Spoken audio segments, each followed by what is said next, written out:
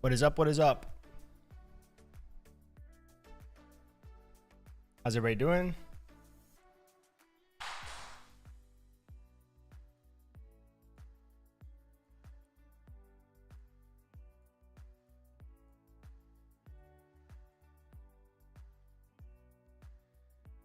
Make sure that we're actually live here real quick.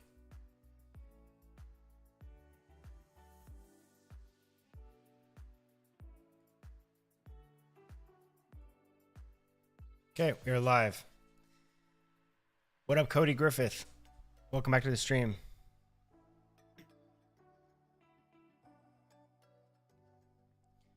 We're continuing on with our application that we started yesterday, or we started a couple of days ago, I think. But yeah, we ran into some rate limiting issues with the Supabase API when trying to seed our database. So what I'm going to do is, I saw this guide here that a viewer sent last night.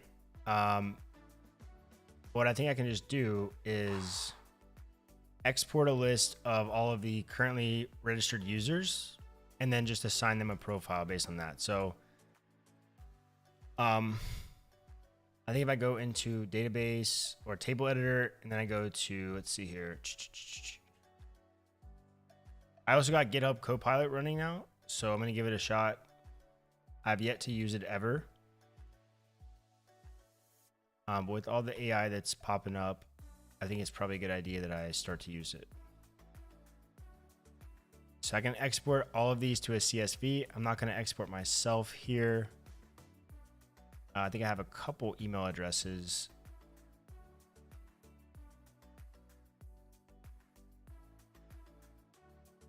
This one right here.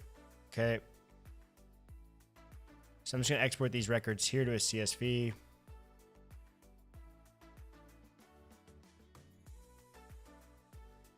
And then what I'll do is I'll be able to get all of these user IDs, which I believe is the same thing, right? So we have 84. Yeah, so I'm using a local database right now, but local Postgres. But I'm still running authentication through Supabase. In production, when we deploy the app, it'll actually be running on Postgres within Supabase. So it's staying up to date with this, but for the time being, I'm just running local for development.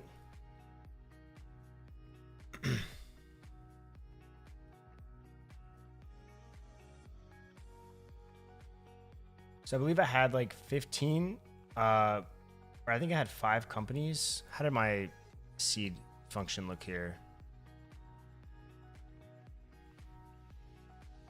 Yeah, so I have 5 companies and then I have 15 applicants.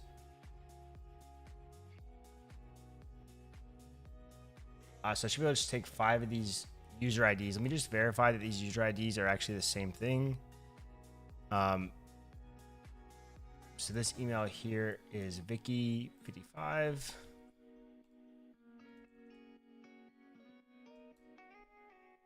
'84D. Okay, cool. So for the time being, I'm just going to hard code these values here.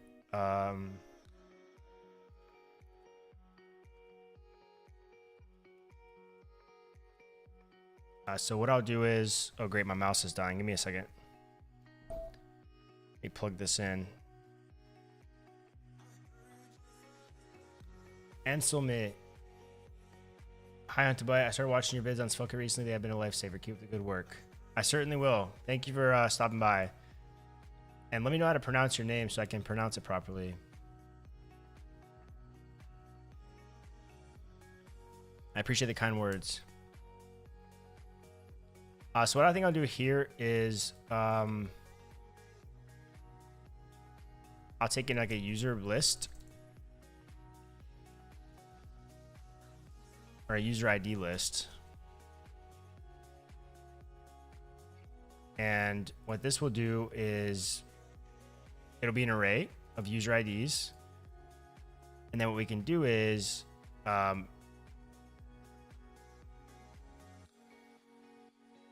actually it's going to be kind of a pain. I guess I can just do this down at the bottom. So for here, we can just do this here. Oh, Anselme. Anselme? Or Anselm, yeah, Anselm.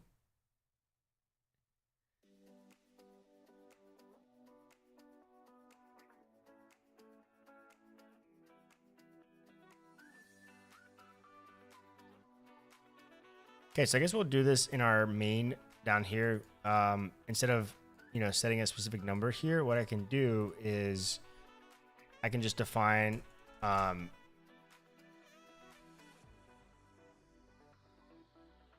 there's GitHub Copilot working its magic already. I just installed it, or I just started the free trial. This obviously is not what I'm going to do, but I want to define a user ID list or user org users.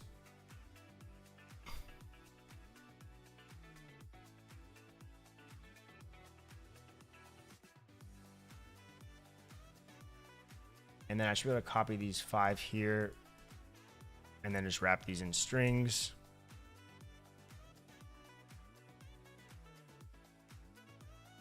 That way we're not creating a bunch of users, because I'm pretty sure yesterday I hit the API limit for sending auth emails. All right, Ansel, I'll just call you Ansel. How's that? How's Ansel work? Is that okay?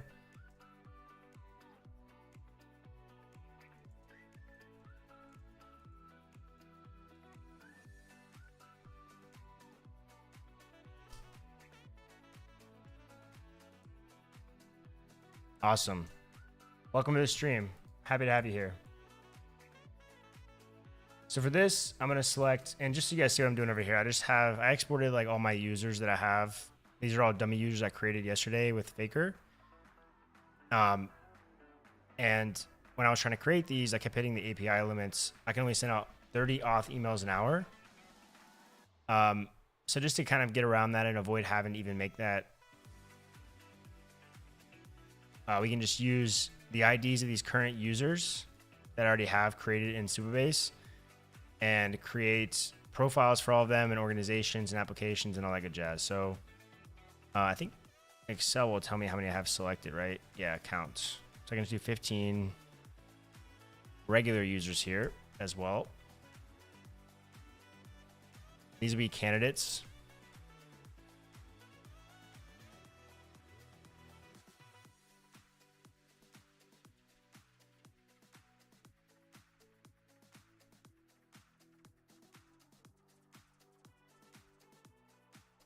And I can just do this.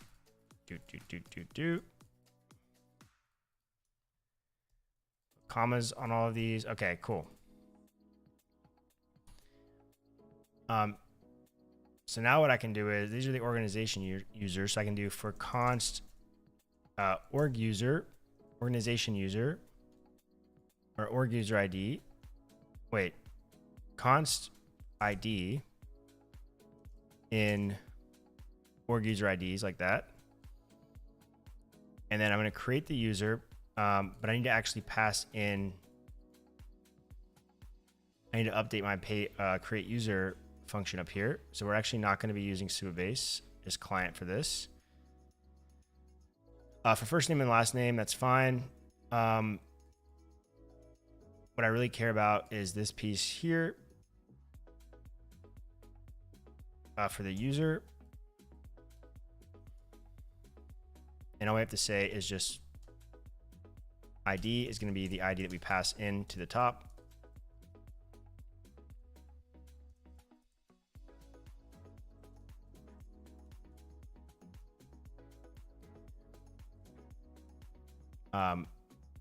This stuff isn't really relevant at the moment, the email and password, but it's okay. Actually, we'll take it out. ID is going to be user. And then in this case, we can just pass in user here.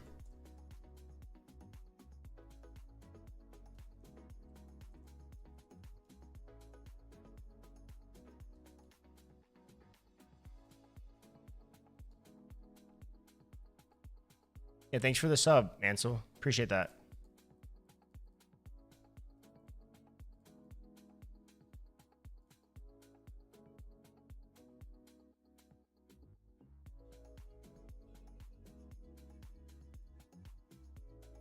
Okay, so now that should solve our problems with seeding the database. So let me wipe everything I have right now.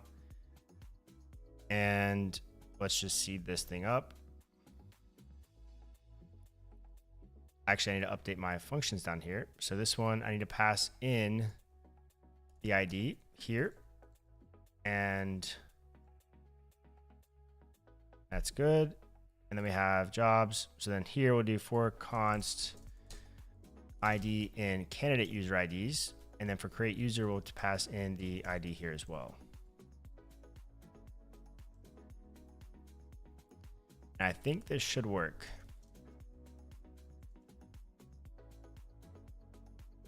I lied. Okay, did you mean ID? Profile create input.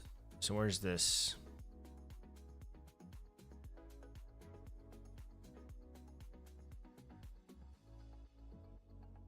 Yeah, so it's a spread operator. The triple dots is a spread. So basically it should, when I do this to an object, what I understand about this is that it would take all the properties and then just put them here or place them inside of that field. But I guess since I'm not adding another property in addition to that, I can just pass in data, I think, or just pass in the whole user here. But if I had like ID here, then I would probably need to spread this. But what's weird is that it's like yelling at me.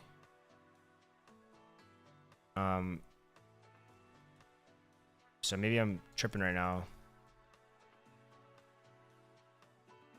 So my error was at, yeah, of course. Okay, so for profile create, which is here, I guess I'll just do this here then. That's a little bit strange that it's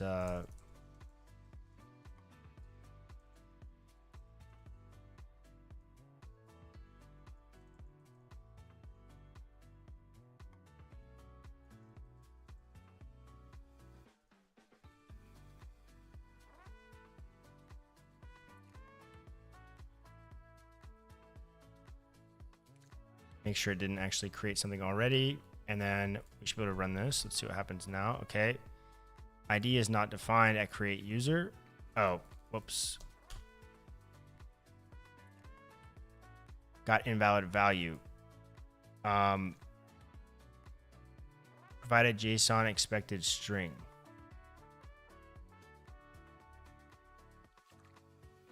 Sorry, user.id here. Slow start today. Supabase is not defined. I should not need Supabase anywhere. Where is that? Oh, I'm signing out here. Okay. Forgive me. Just get warmed up here. Make sure I don't have anything in my database already. Clear all this out, and then we'll run this again. Okay, so there's a unique constraint on the field's ID, which shouldn't, I believe I just wiped my database altogether. So when I look at my profiles now, which are right here, I only have one. And I don't believe I copied that over, did I?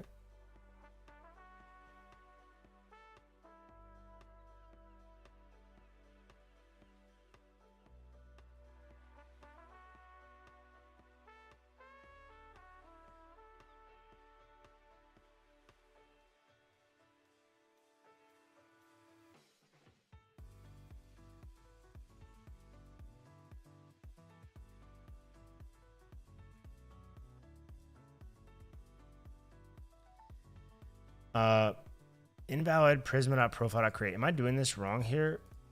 Const ID in org user IDs. I'm creating a user with the ID.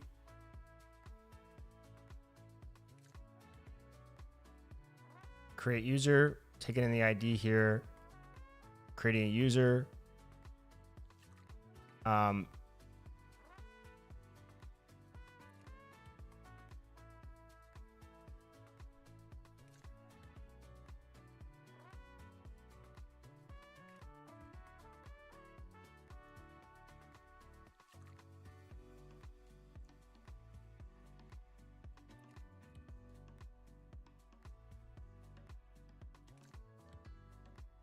These are all strings. Okay, okay, okay.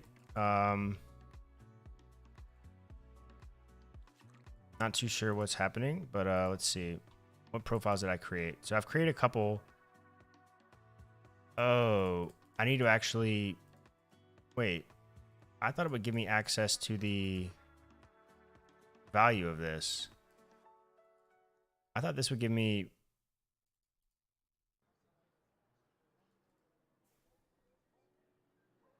That's what I get for trying to be fancy and use syntax that I'm not super familiar with here. So let's look at... I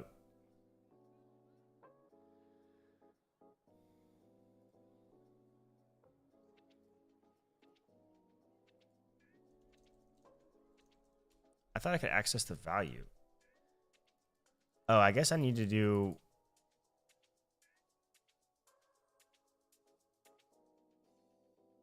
Yeah, what's going on here? It's just pretty interesting. That's what I'm doing.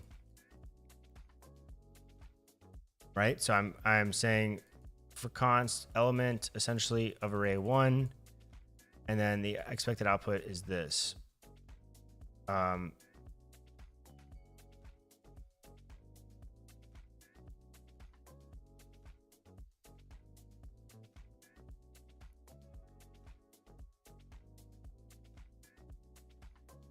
Yeah, it wasn't working for me, Carol. I'm not too sure why. It may have been the fact that it's a number, or I'm not too sure. This isn't TypeScript. I had a hard time getting Node.ts to work to run this script, so I just ultimately resulted in making it JavaScript. But I should probably fix that so I have my type safety back. But this is just our seed function here. So this is actually going to be... Yeah, so for... I guess I can do... I don't know if this should have any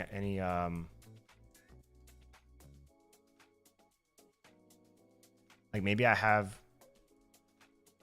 ID defined somewhere else, and so that won't work. Or ID is reserved. Or is that Python?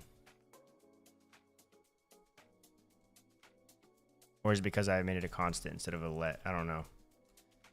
Let's just find out here. So create user value. The value for each of these org user IDs should be one of these. That gets passed into my create user as the user ID. Yada, yada, yada. Welcome to the stream, by the way, Carol. Are you Polish?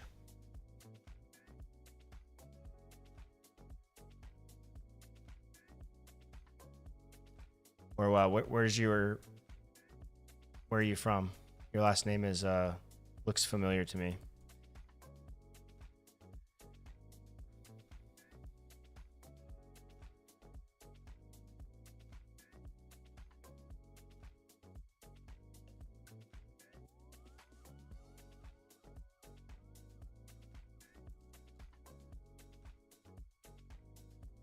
Yeah, my girlfriend is Polish.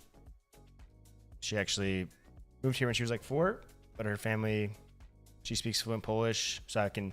And I've done been doing Duolingo, so I can recognize it. Is it Podjeric or Podjeric or Podj? Yeah, I think it's Podjeric, right?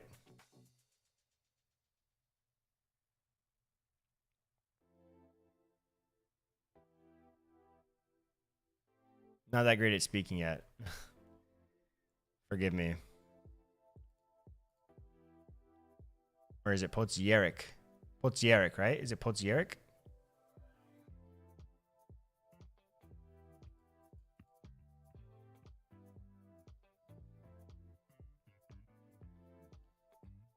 Okay, let's see if this works. Why is this not working? Am I doing something incorrect here?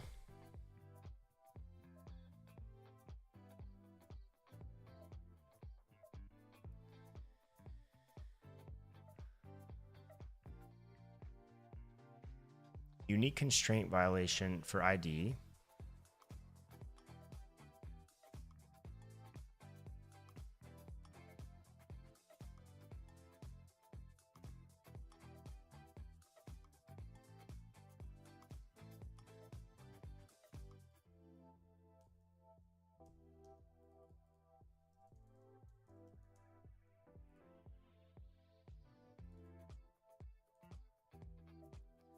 Yeah, so it's just making the ID an integer, almost like it's the index. But I thought with for let, it was actually the value of the array item. It's a tough surname even for Poles.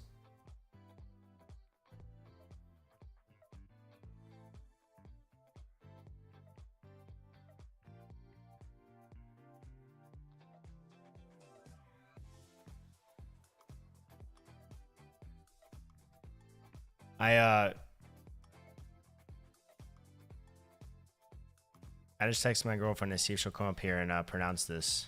See how she does. So I just want to see right now the value right now of this. So let me just run this again. Okay, so that's interesting. So I thought with an array, when I do this here, I should be seeing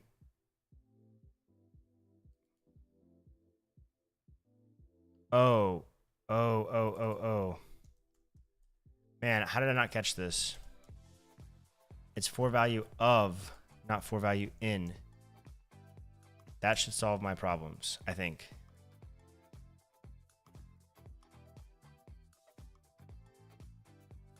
I love Python. It's just like for val in org IDs, and then I can just do it like that. It's much, there we go. So it looks like it did all of that pretty quickly.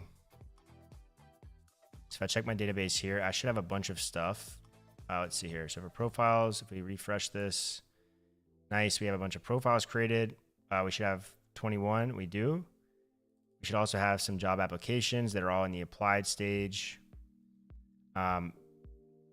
The job to resume thing, I actually need to fix this because we're doing an implicit relationship.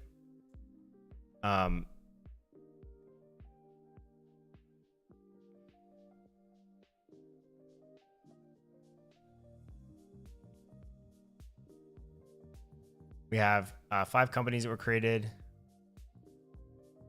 5 company owners or organization users. We have a bunch of random educations here.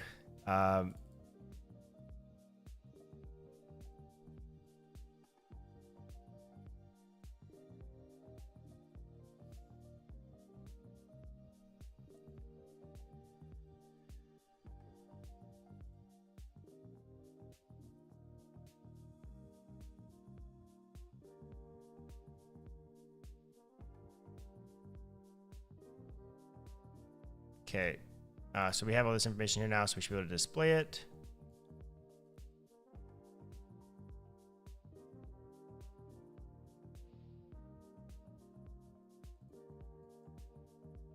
So let's look at our application.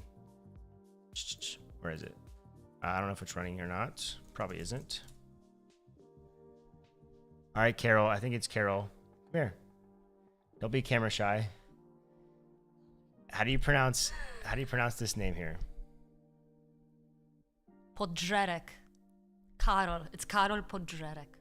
Karol Podžerek. Podžerek. Podžerek. Podžerek.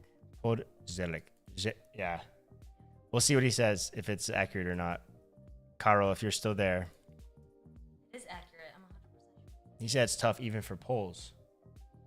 I was close. But it's correct. Podžerek. I was close to saying it right when I said it, but not 100% close. I said Podjeric or Podjeric first, and then I said Podjeric. He may not be here still. But yeah, good work. Nice. Thank you.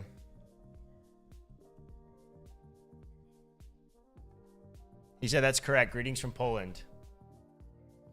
Where at in Poland? Come ask him.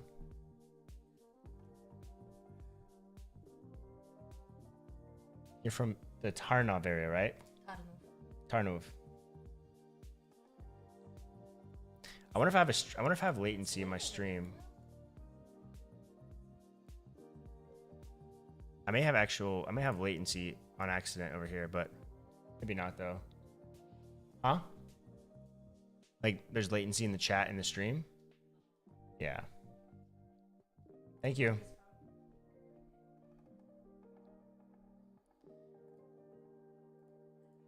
Okay. Where were we? We just ran our application. So let us go ahead and do this. If we go to jobs now, we have a bunch of jobs here. And they're all here. And then we have employers, which I don't have an employer created right now because I've been wiping them out. But I can create my own employer.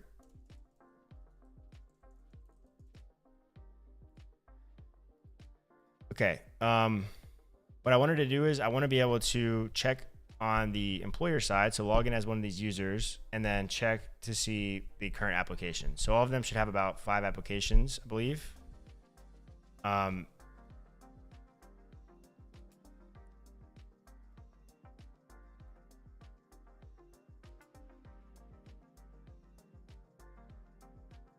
Yep.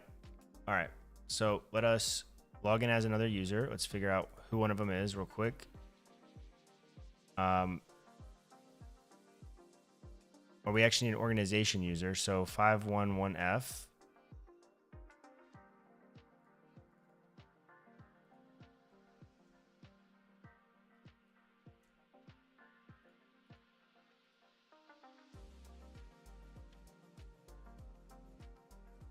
Oh, that's the organization ID, not the actual creator of the organization.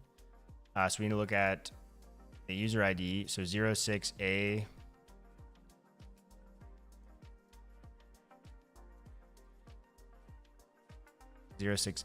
Marie Conati. Why don't I use Prisma Studio? That's a good question, actually. I probably should, right? There's no specific reason, Demetrius. Honestly, I was fumbling around last night.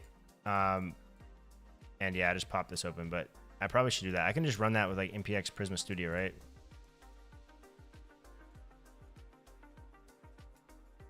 Wow.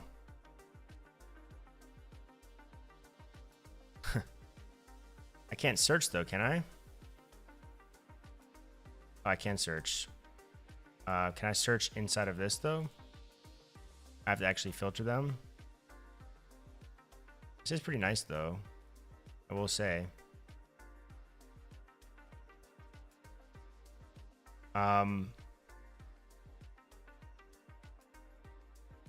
Marie Conati.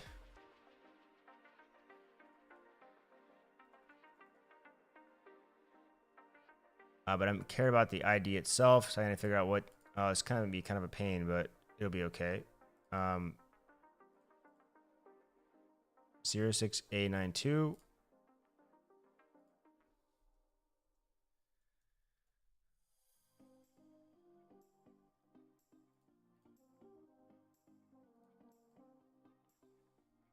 Control F works. Awesome. Okay. I'm using 3 interfaces to access the database. I am, man. You know how it is. No, I'm doing it. I'm being slightly complicated here, but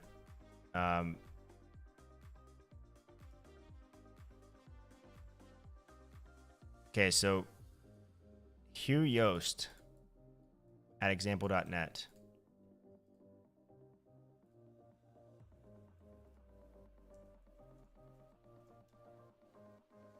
Oh, great. I think I can turn that off, can't I?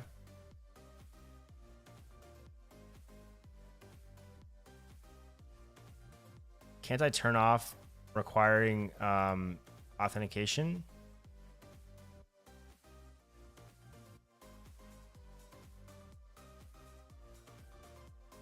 Just for now. Just for now.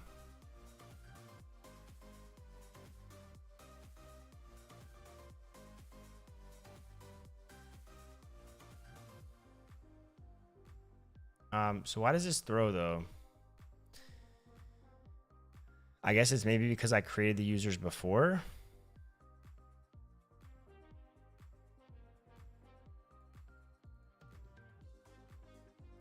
Is there not a way for me like to confirm this user here?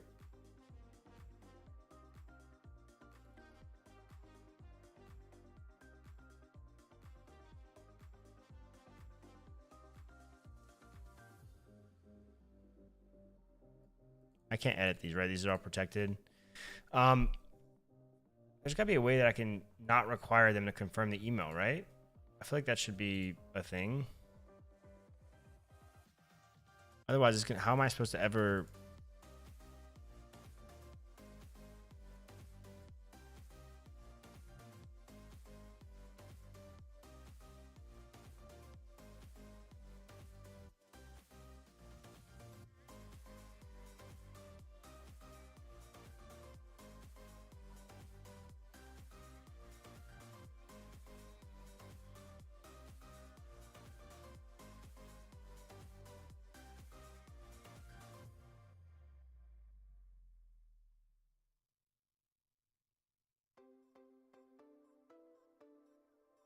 Oh, okay. Email confirm is true. It's kind of annoying though because I've already freaking oh,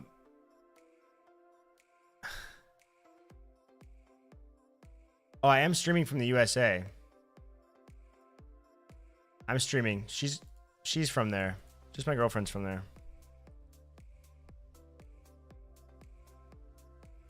Yeah, so I see the database, but now my database profiles, which are supposed to align to these org user IDs, are not aligned with these users here. Supabase is gonna rate limit me again.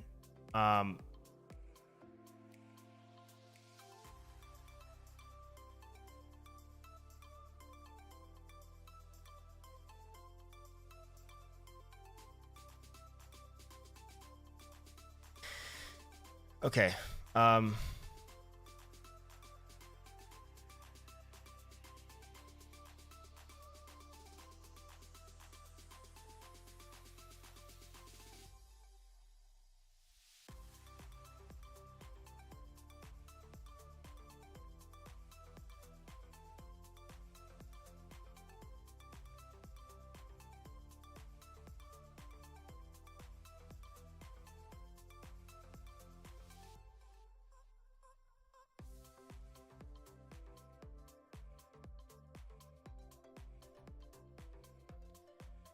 Great. So I do need Supabase back in here again. Annoyingly enough.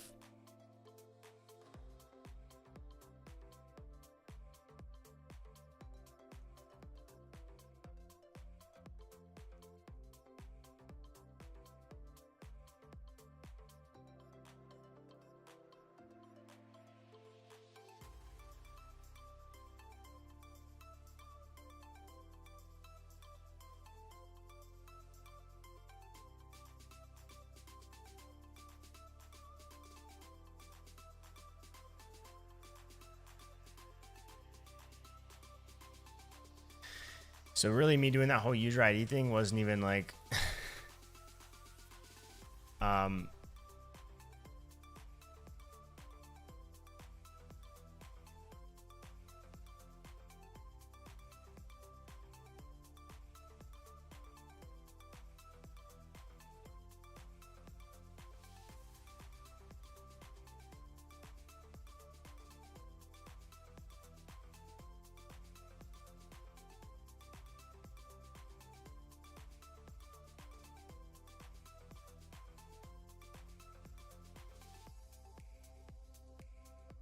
was it email confirm or auto confirm on?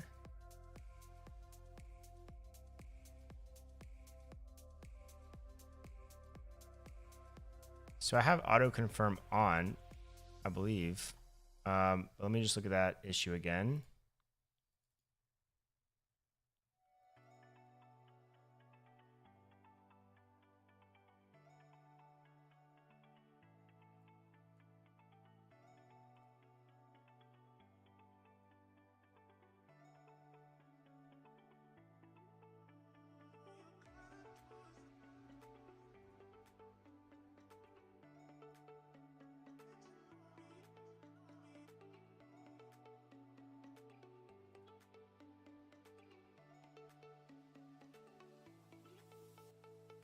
Can I do it from supabase.admin API?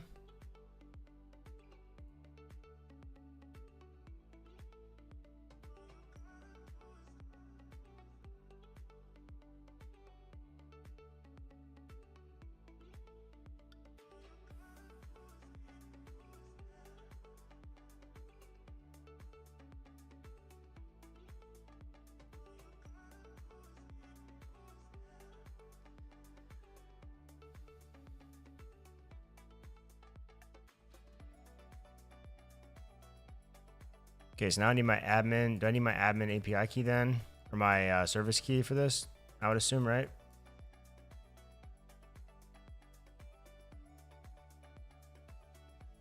Let me blur real quick and get that. I have not been, but we're planning on going this year. Carl. We're going to go this year. We're going to go to Poland and Italy. Poland first for a few days.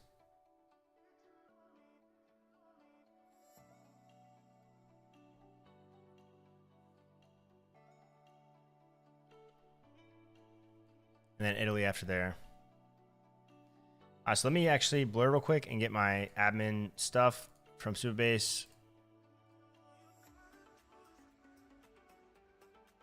I think that stuff is in the API. It's the service role.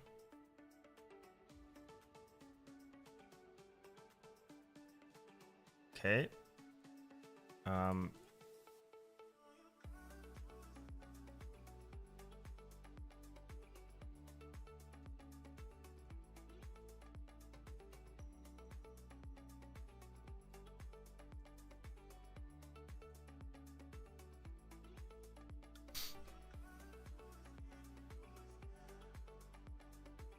Okay, I have that now. Let me put my stuff back here. So I guess creating the admin client.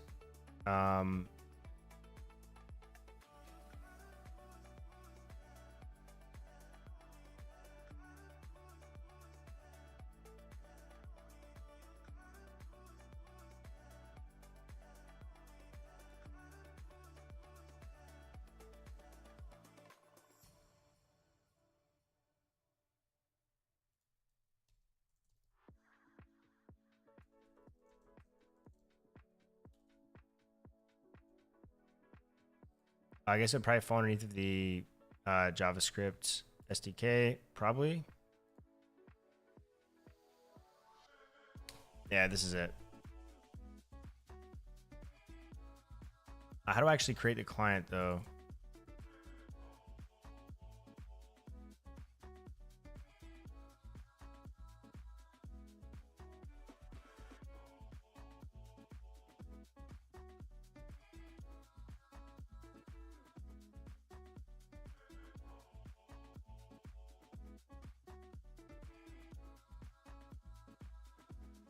I feel like these docs are pretty hard to navigate. I don't know. It could be me. Maybe I'm just slow, but I feel like, do I just create a client and pass that key in then? Like, how do I create an admin client?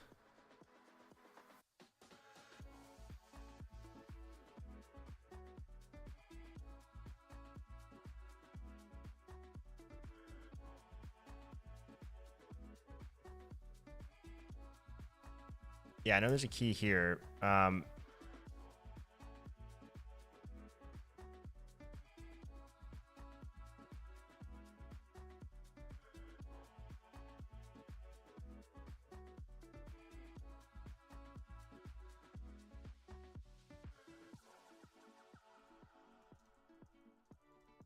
is that literally the same thing as the, I literally just passed that service key there. So instead of doing this, I would just do Supabase admin key. I think is what I have it called. Let me just check to make sure. Supabase service key.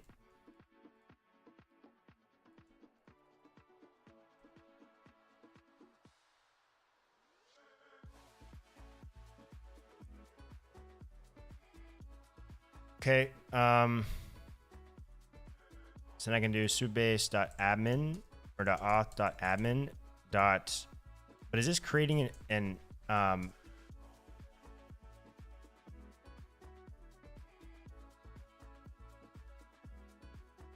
email password, and then I would just do email confirm is true.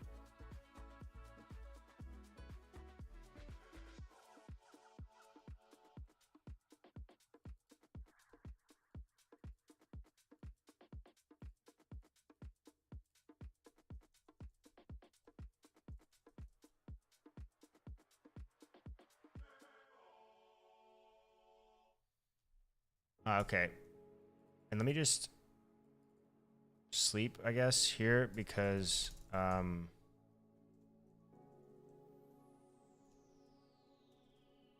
don't really know what the rate limits are, but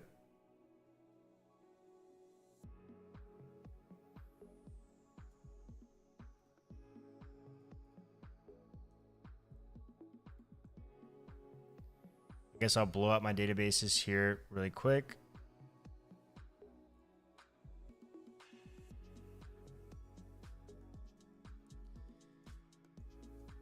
I hope this works.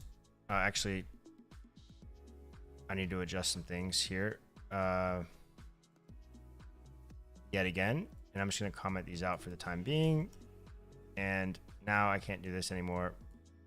I guess I could do this technically.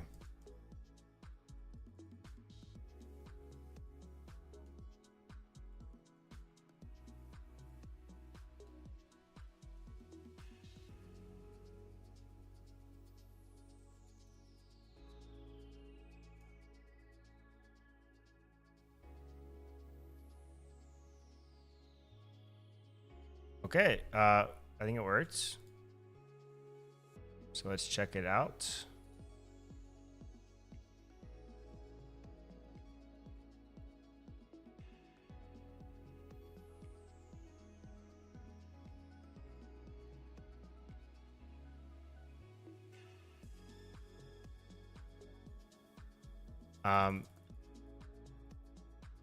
So I hope these are confirmed users. Let's try to log in with this individual here to my application and see what happens.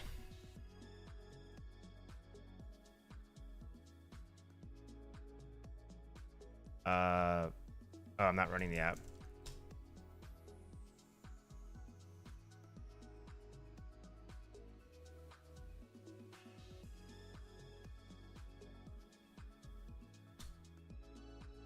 Nope.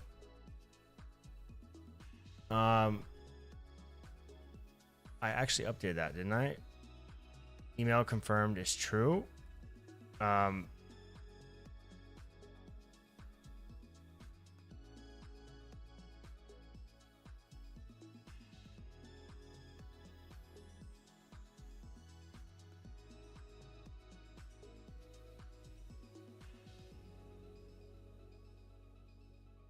I set this here. So in my head,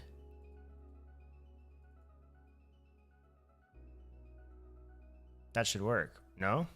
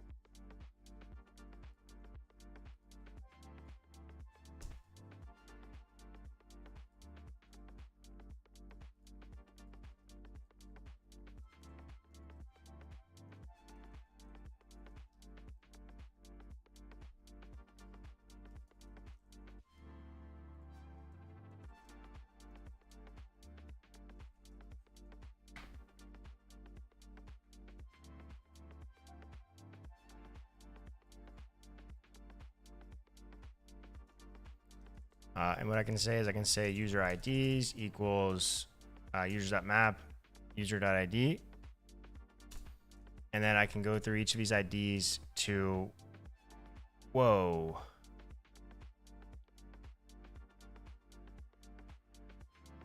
Wow. I just got GitHub Copilot and it's kind of mind blowing. .update, what is it? Supabase.auth.admin.update user by ID. I pass the ID in, and then I pass in information about the user, and that's an object.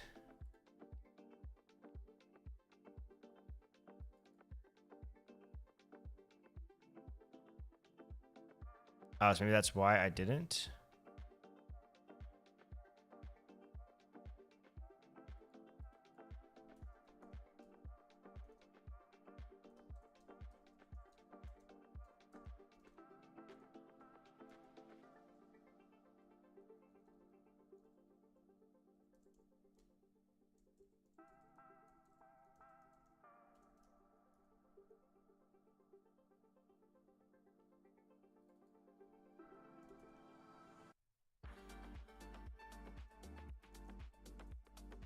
Genius. Email confirm. Not confirmed, Copilot. Confirm. And we'll set that to true. I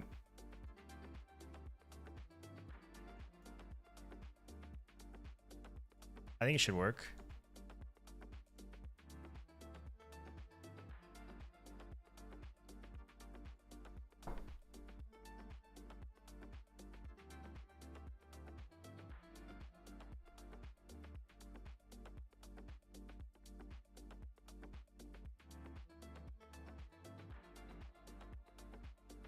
All right, that's semi-promising.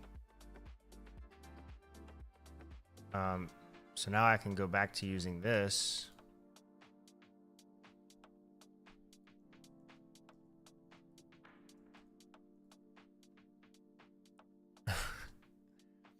I guess it's because I didn't pass an object. I think that's why it didn't work. But in the example here,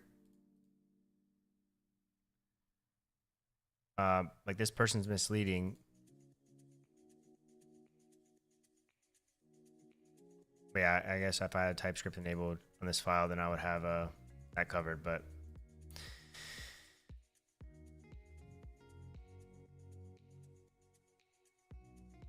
all right, so now I need to create profiles. Now I shouldn't need to do any of this stuff with Supabase in this file yet again. So I can destroy all of this. ID will be user ID.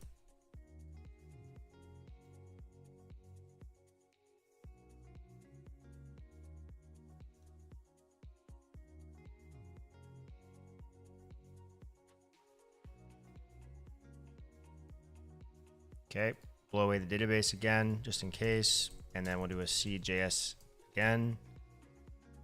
And that seemed to have worked. How would I compare the two? Pocketbase and Supabase? Honestly, I haven't got to a point where I can compare them in too much just yet. I think at surface level, they're both pretty similar. But I'm going to find, and I'm also, to be fair to Pocketbase, I'm also using Prisma with this for my database queries and stuff. But again, I think they're pretty similar. Like even their APIs, the SDKs are very similar too. Like if you know one, I feel like it'd be very easy to go to the other one.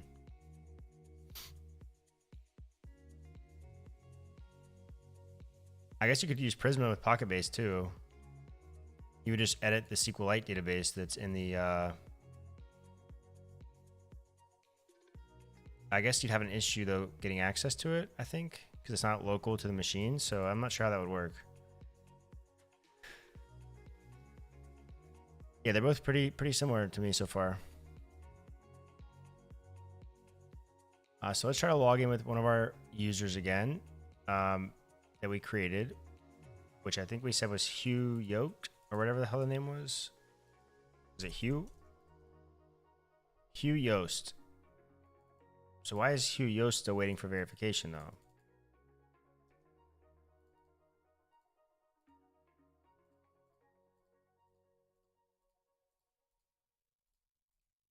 I guess it only gave me a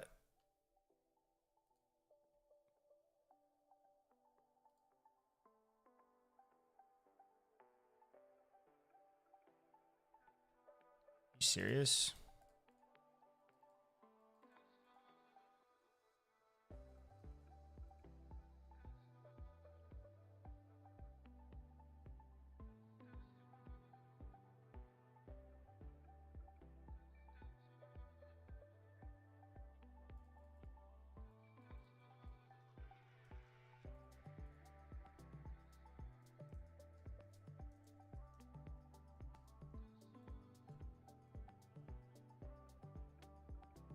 Oh, whoops.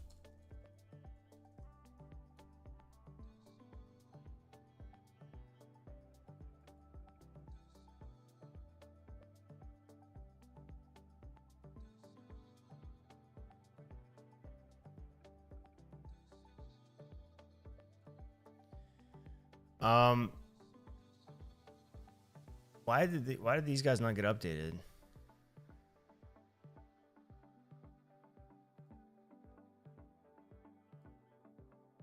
I guess I can also do this. I guess I can just say we're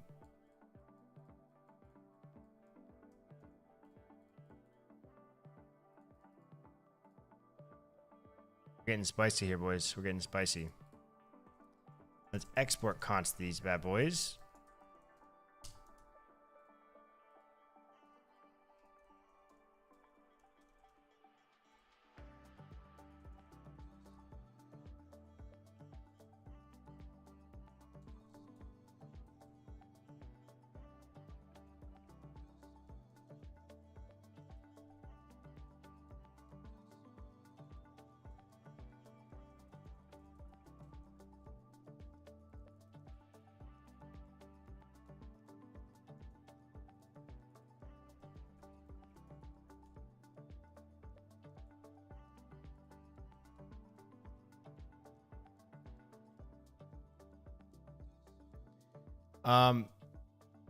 I think the type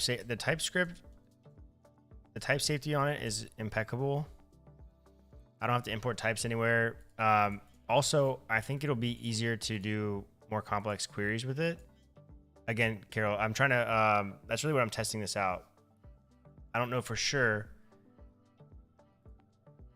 but also it's nice to know that my APIs aren't tied to a specific platform. So this is just Postgres, right? So if I wanted to move to something else, I want to self-host, I don't have to rewrite my application.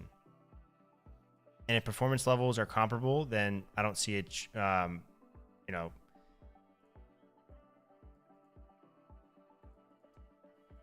yeah, I'm just trying it out just to see what I think is going to be best.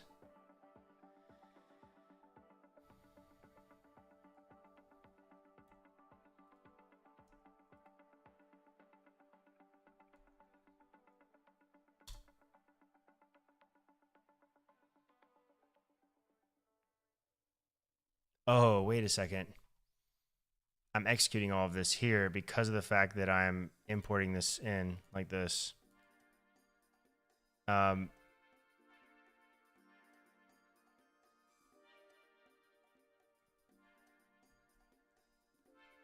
This is so messy right now. Just to seed a database, but okay, I am getting the org user IDs. So now what I can do is I should be able to confirm all of their emails here.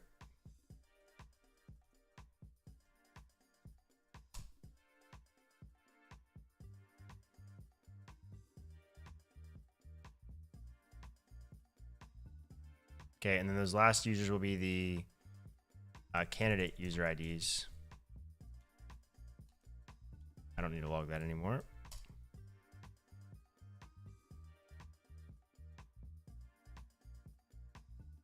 There will be some still that I'm not tracking that have never signed in that I made during my testing last night, but most of these IDs should now be taken care of. I'm not sure why the list users didn't update them all. I guess I could run that again too, just to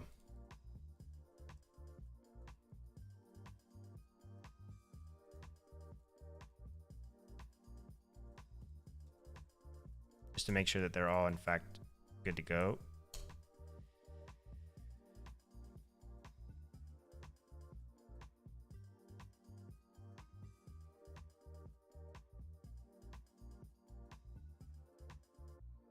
Okay, cool. So this file is irrelevant for the time being.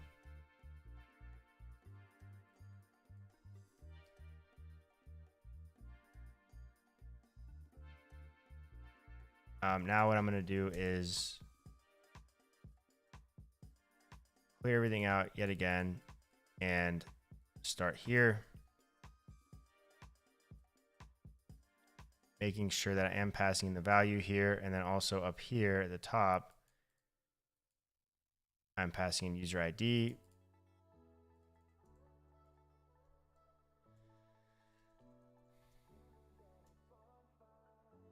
Okay. Check our database.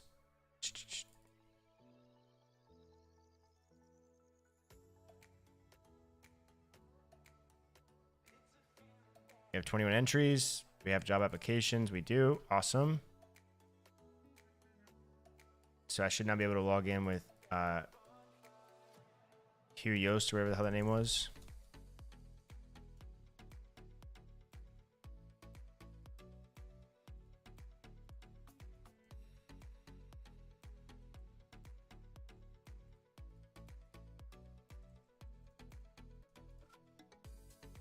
Nice. Okay, cool. This is their company. Now I want to be able to render out the applications, or yeah, the applications they've received for this company here for their given jobs. I also need to be able to show the jobs this company has already created.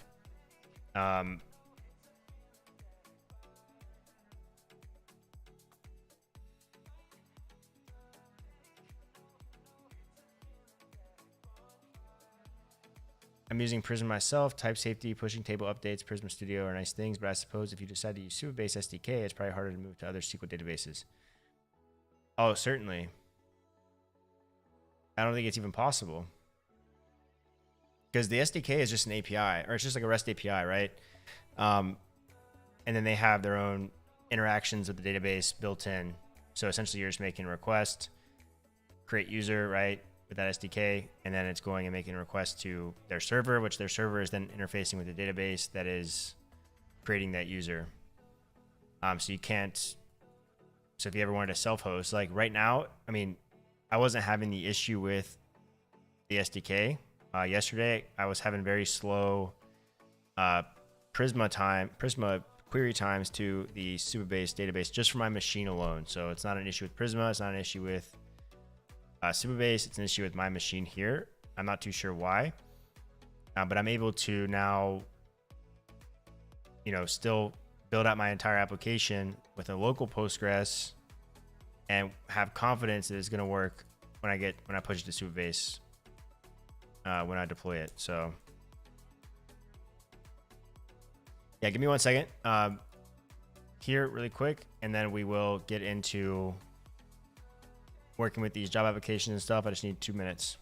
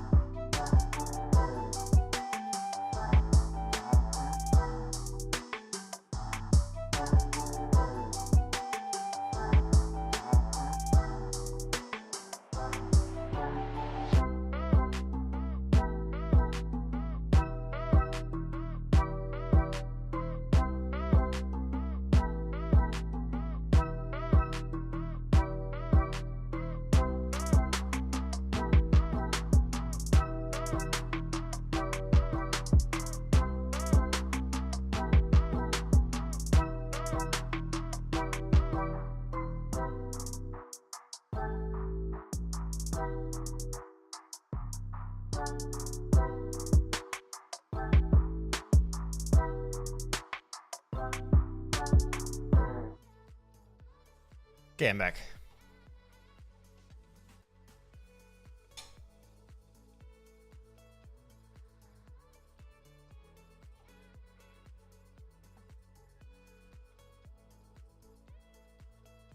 Alrighty. What are we doing? We are going to render out my jobs, or the employer's jobs. I guess we'll call those like postings. I guess we can call them jobs.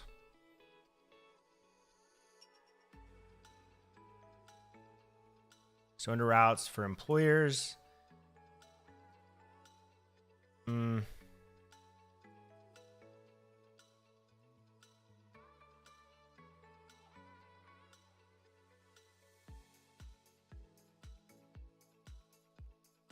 I think I'm gonna go ahead and start to separate the application a bit. So I'm gonna create some groups, layout groups.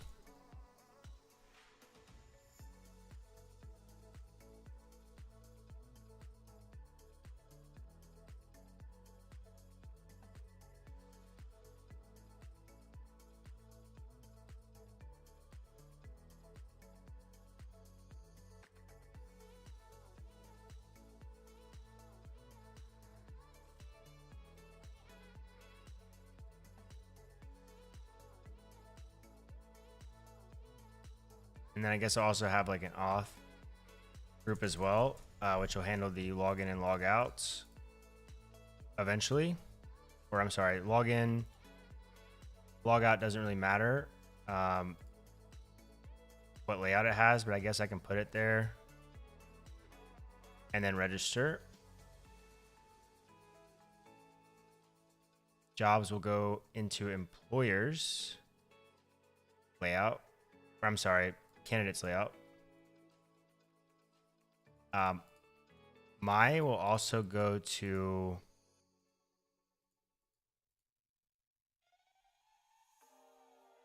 candidates for now,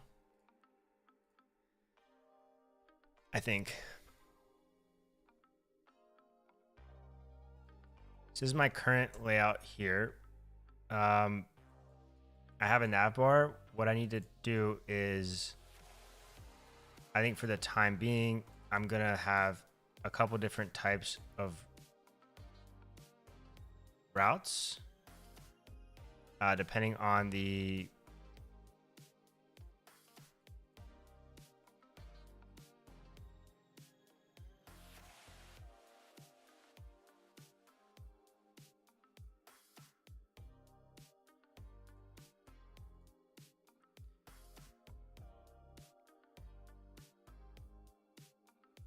I'm trying to think here how I want to do this.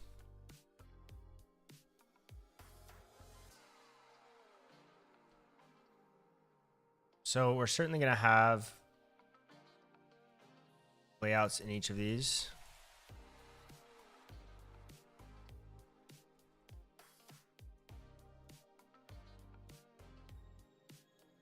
I don't think we need anything here. I don't want to add an extra div. I don't have to. The nav bar though is going to go in each of the individual layouts, and we can actually pass in. So we set up the navigation links properly, or we have them, the links being rendered out from a list that we pass in or an array. We can use like the same format, just have different links there for now. So candidates need to have a layout, which I can just copy this. Same thing here, paste that there. Okay, so then navbar is going to go into at least employers and candidates for the time being.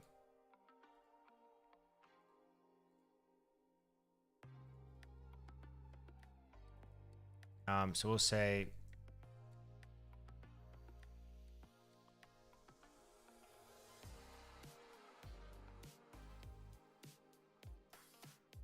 fine, type link, and then export let nav items, which will be an array of links.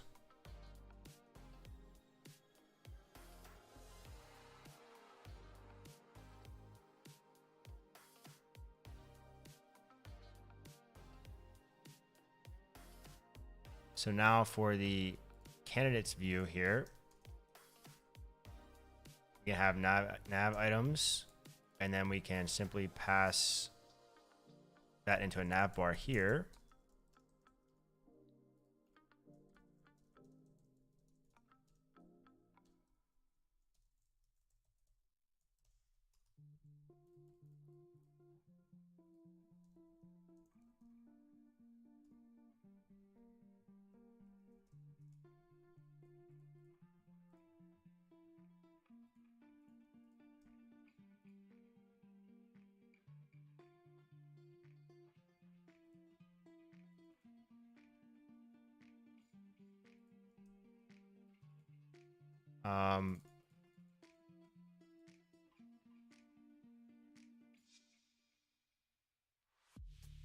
Oh,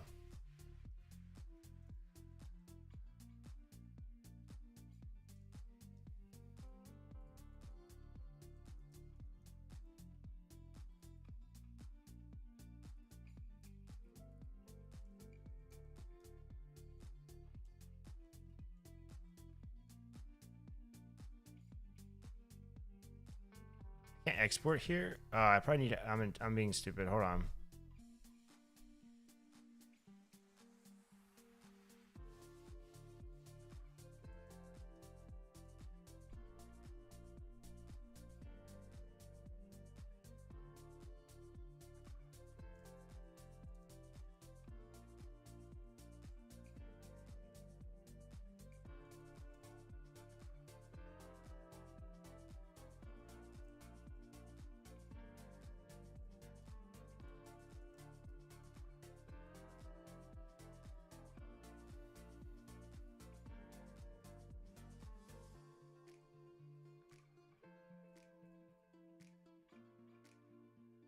We actually have name, not.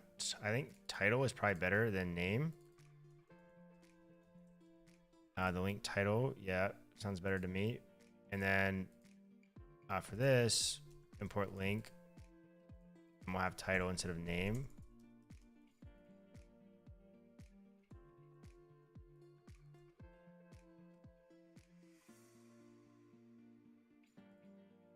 It's because I don't have any employer routes yet. So give me a second here. We'll have this again and go to employers layout.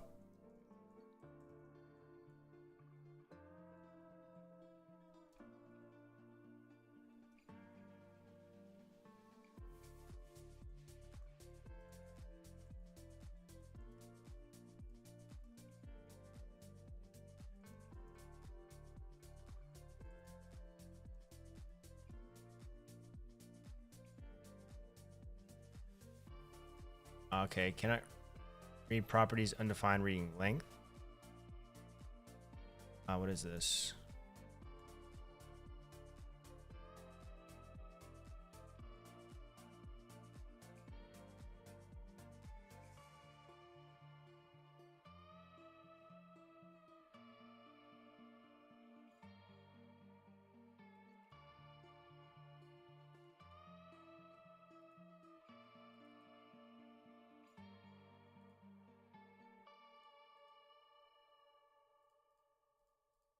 Oh, that's here. Sorry.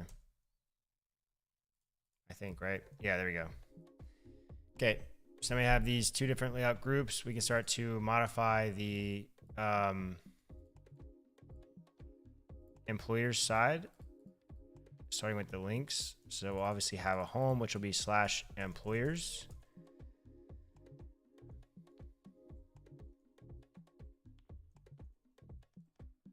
We'll also have a job postings.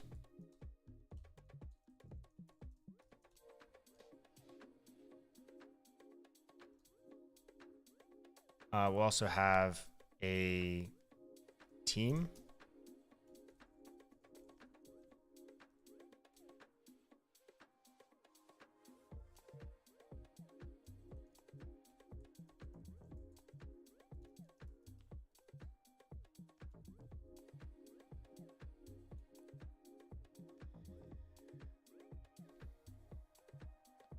So inside candidates, we'll just have employer view. Again, this design is not it's certainly not final here, so please oh, that's because we have the root layout here.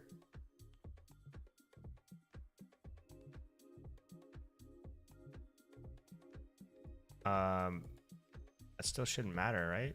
I should be seeing a nav bar.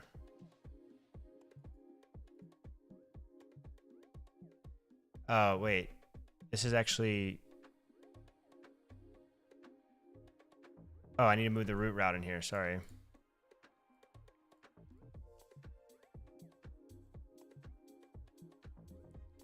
I guess I can just move all of this stuff in here. Actually, no, for those, I'm going to leave those to global. I'm going to move the root to page here. And there we go. So now this is my candidate view right now. Employer view, candidate view, employer view.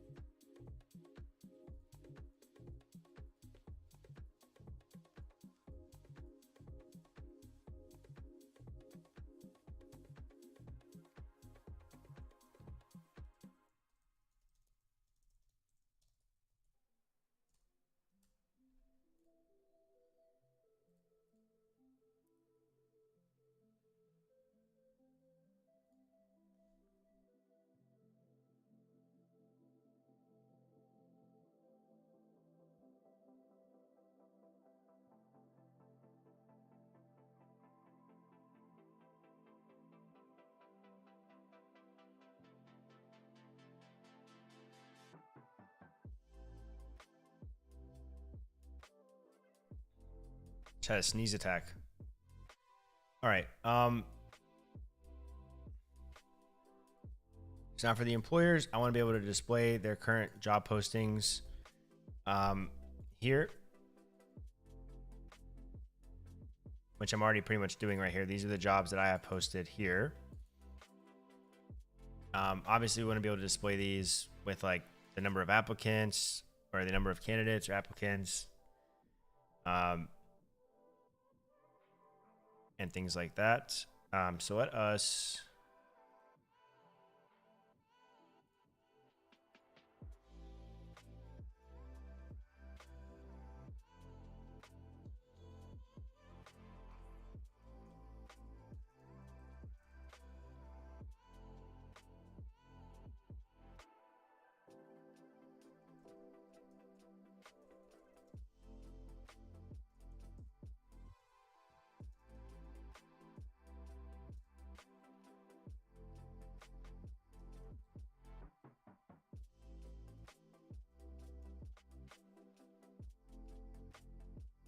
Wow.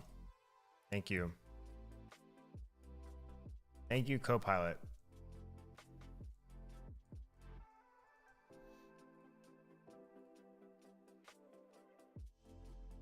I think this is going to look a little bit weird though. So let me just put this on the page and then I'm going to work on rendering out the information that I want.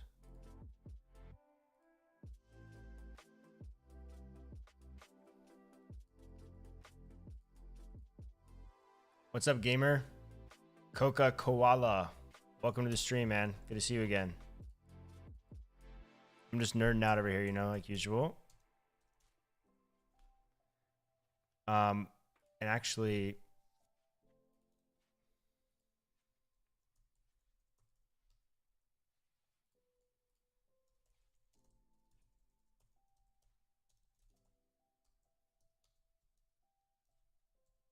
how are you doing? How's your weekend going?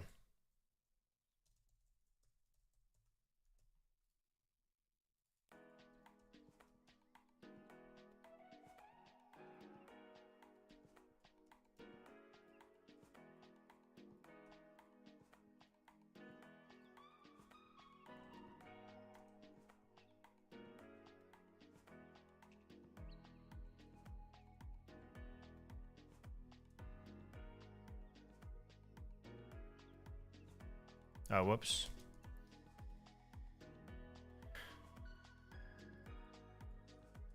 Hold on a second here. Employers' jobs.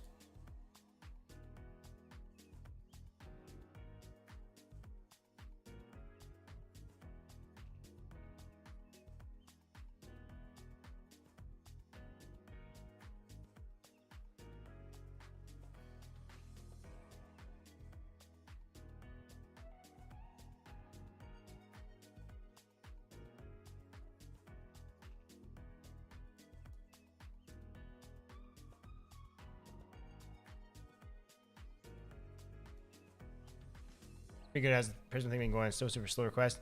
Yeah, but I switched over to. I got sick of like spending 3 hours trying to fix it. I'm just using a local Postgres right now with a Docker container and just for local development for now. Yeah, everything is still working with like Prisma auth and all that. I'm just having to synchronize it manually while seeding it. I'm seeding it so I don't have those functions and hooks set up now to where when I create a user, it creates the table or creates the profile. I have to just kind of do that myself for the time being, but yep, it's working pretty well. I don't really know what the hell's going on here. Why I can't load this module for SSR. What am I doing wrong?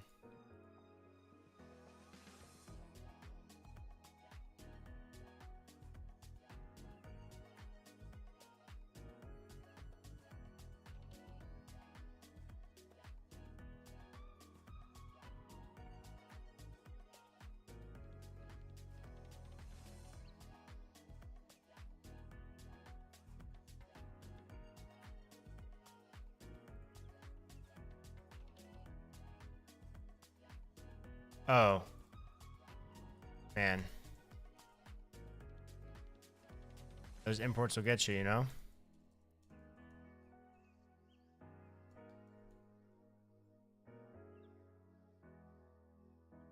Yeah, so I had like some automatic functions set up here. So I had, where is it? Triggers and functions set up. So create a profile in the user create. That's how I was kind of keeping my Prisma stuff in sync with Supabase. So I would just create a new profile, and then I define that profile obviously inside of Prisma, and that profile has the same ID as the user. So, but now I'm just manually doing it, well, for the time being. But I'm seeding my database. So I got a seed working where I'm pretty much creating like 15 or 20 users, 5 of which are employer accounts, and then 15 are candidates. And then I'm also applying to jobs, posting jobs automatically and applying to jobs. So now I'm just working on rendering the data out on the page. If I can ever figure out how to, okay, so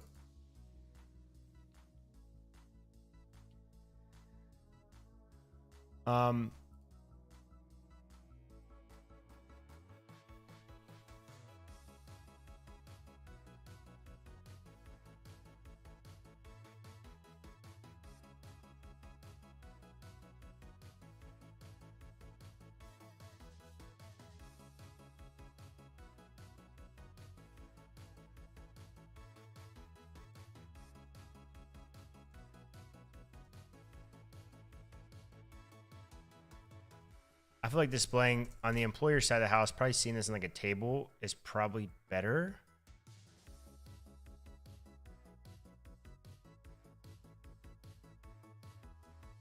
I'm thinking it's probably better. So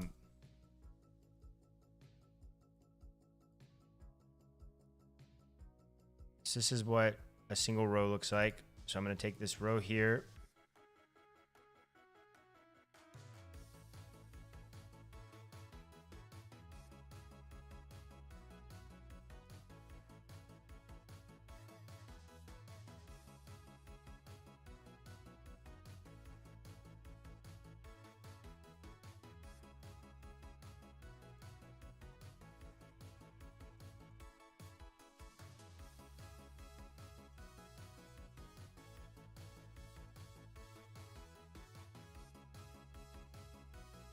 Yeah, I just got the different views set up now. So I have like a candidate view and an employer view using layout groups.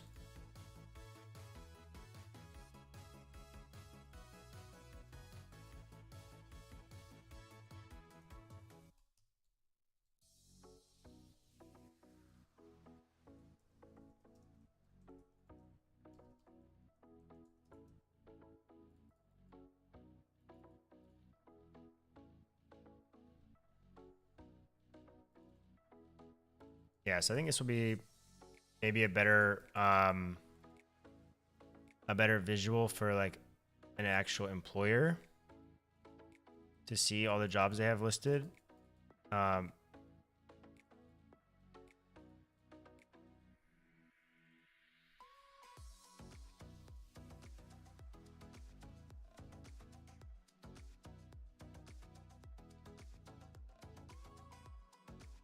So I have a job title.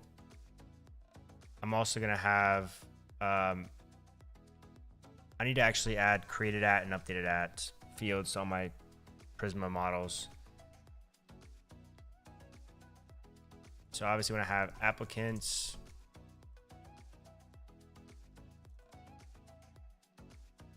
age.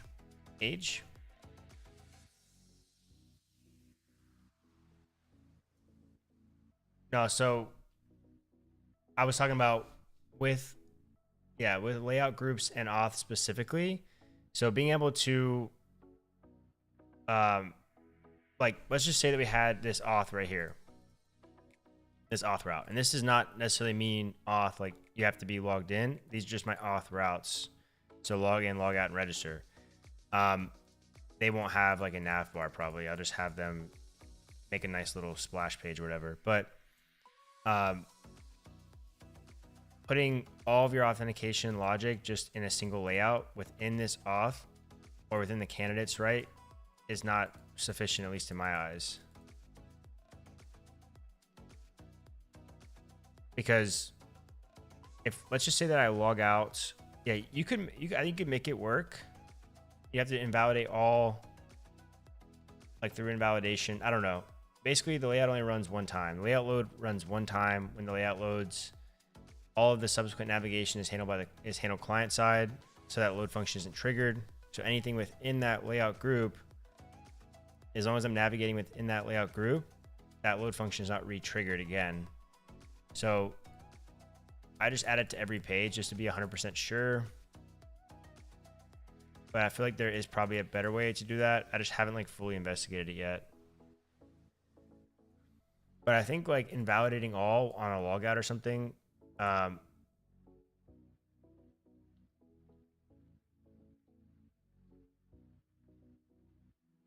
seeing in a lot of places the same Tailwind Days UI classes used all over again. It's a bit verbose for my taste. Would there be a way to hide this somehow? You're talking about inside of the editor? I'm not going to hide it personally, but you can. I believe there's like a Tailwind extension. You can wrap up the Tailwind. You can like hide the Tailwind classes or just like toggle them down.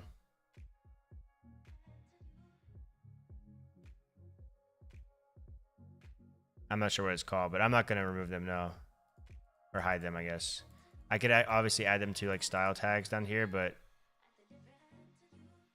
if that's the case, I'll just write vanilla CSS. Vanilla CSS, is that even a thing? Or did I just make something up?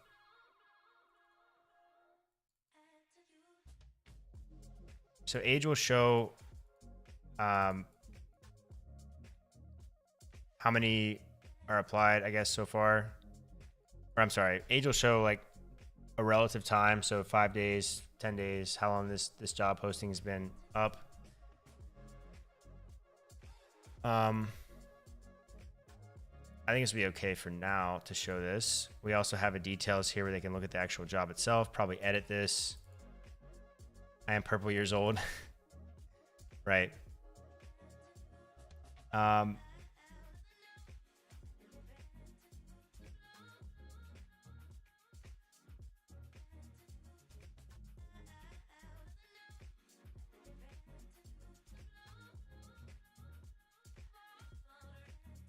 So what we'll do here is we'll take this row.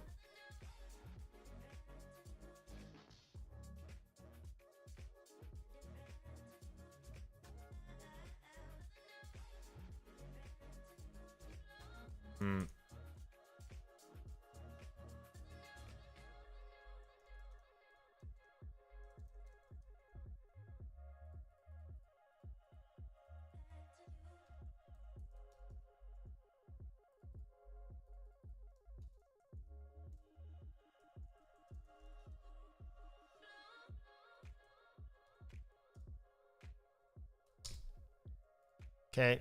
For this, we'll have the. We don't need that. We just need the job title. Actually, yeah, we could do this. Job.title. We'll also have the job.location.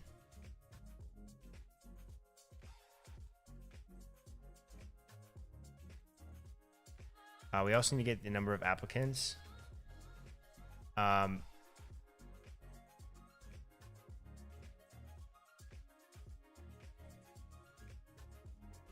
Job dot.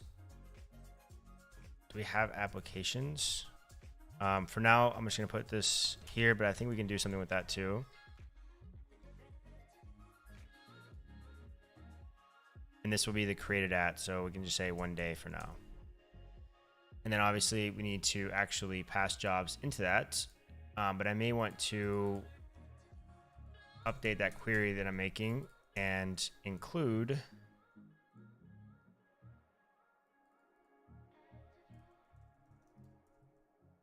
applications as true, which then we can use the applications.length here.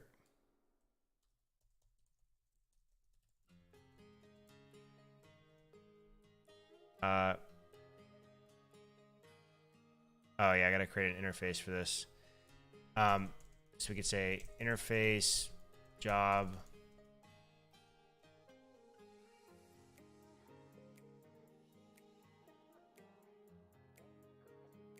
with applications or job applications. I don't really like this, but so it's gonna extend job, and we'll also add applications, which will be an array of application.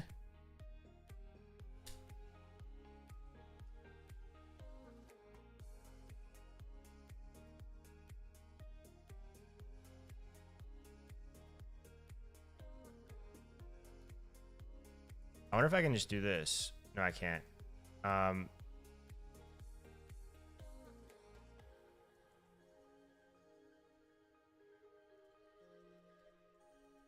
don't really know how to like name these types when it's something like this, right? So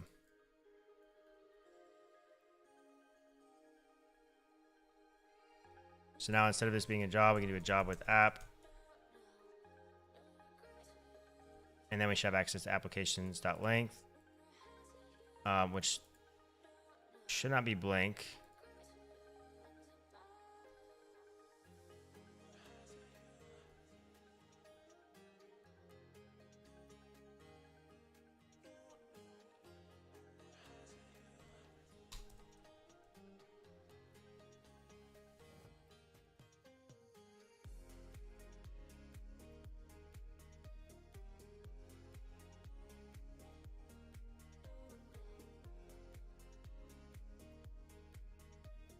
Oh, actually, it's not indirect. So it actually is going to be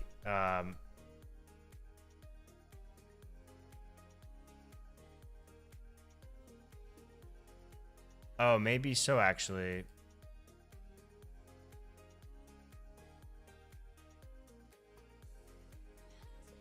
Yeah, can I do that? I wonder if is that cool?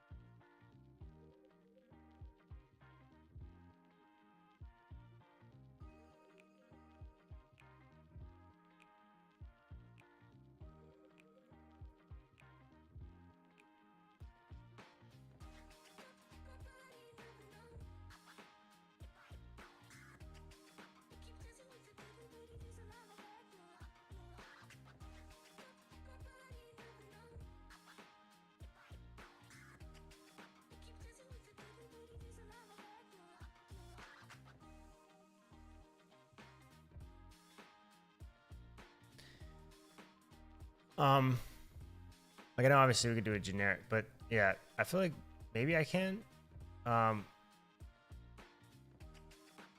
extend is what I need to look at and see if there's just like an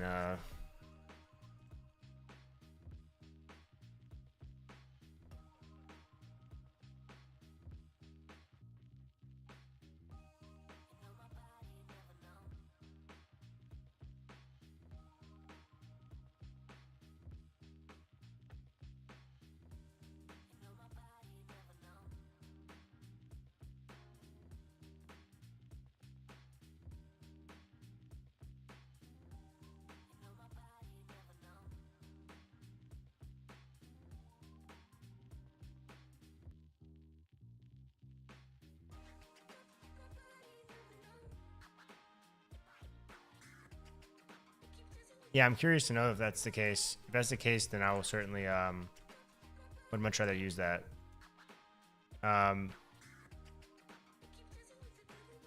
Someone's open my applications, I think right now.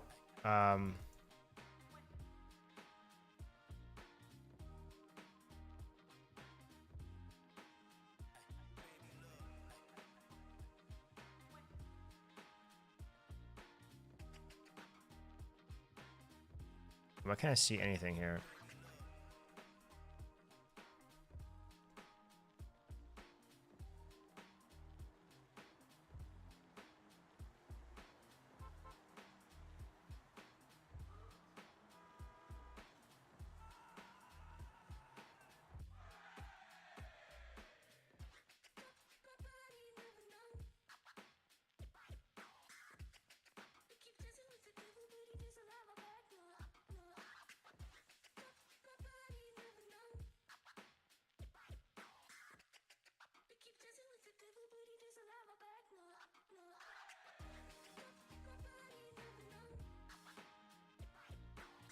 Oh, wait.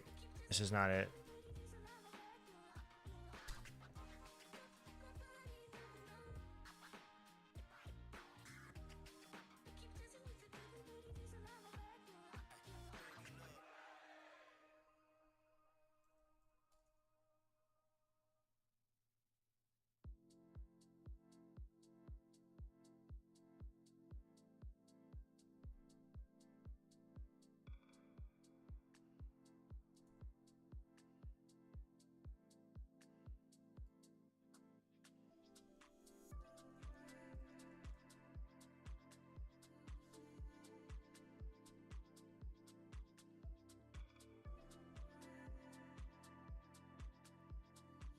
Oh, sorry. Let me tell Nightbot to go away. Hold on.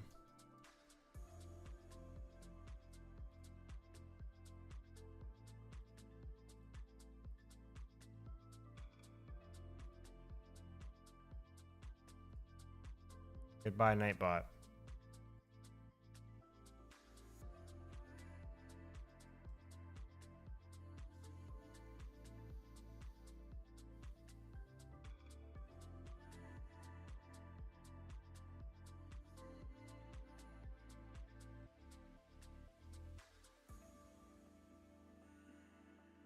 Oh, nice. So you can do that, right? Okay, cool. Cool. I don't have to like inherit or extend or anything. That's pretty sweet. Why can't I map this? Oh, okay. Whatever.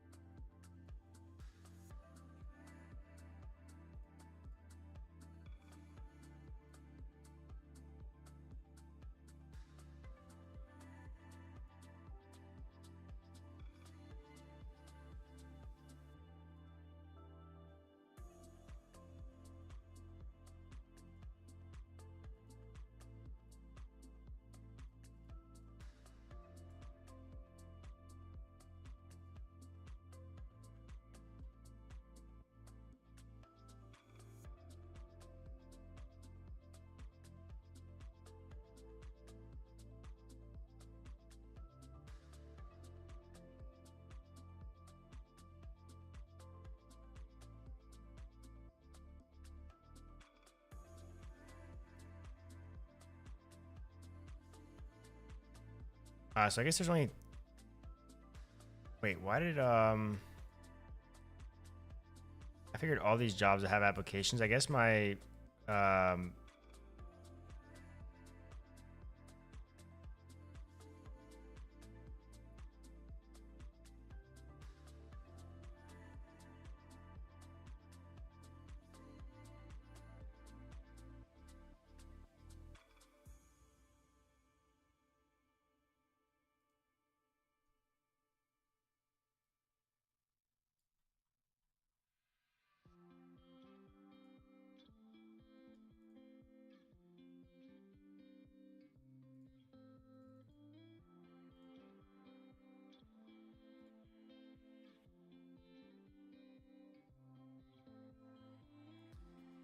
interesting. So this has no applications, which is slightly annoying. I thought I set my function up to apply to or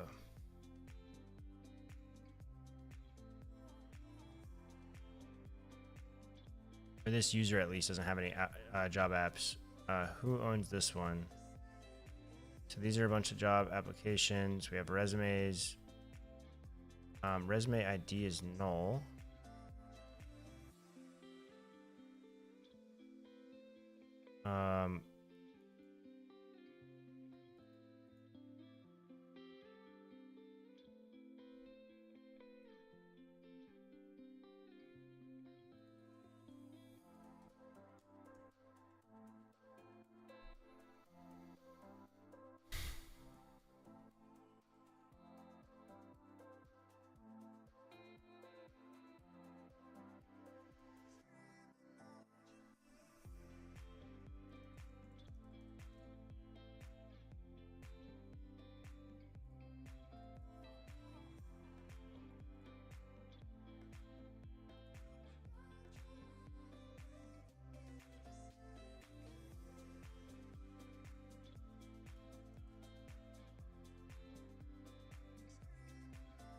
Yeah, whatever. What is it called?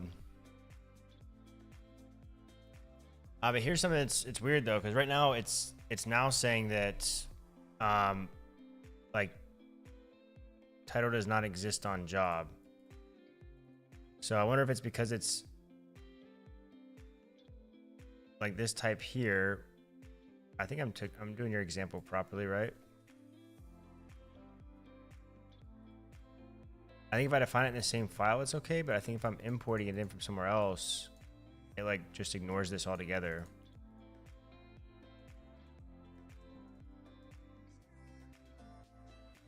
And I can't use this here. Recursively defines itself as a base type.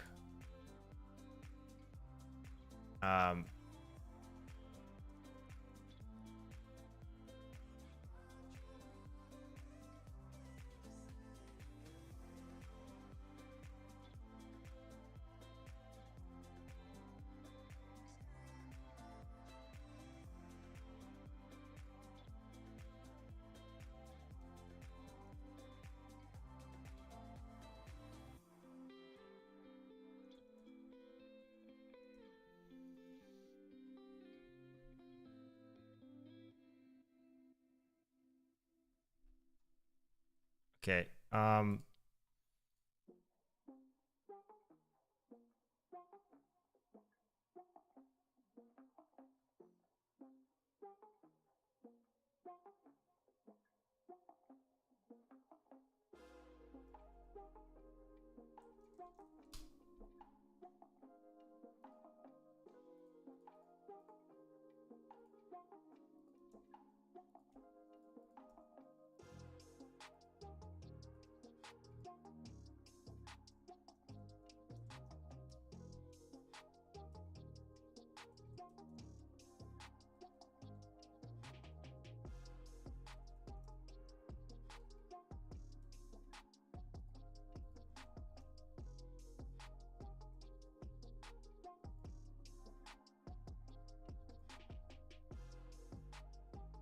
Or is it having that issue out on the jobs page?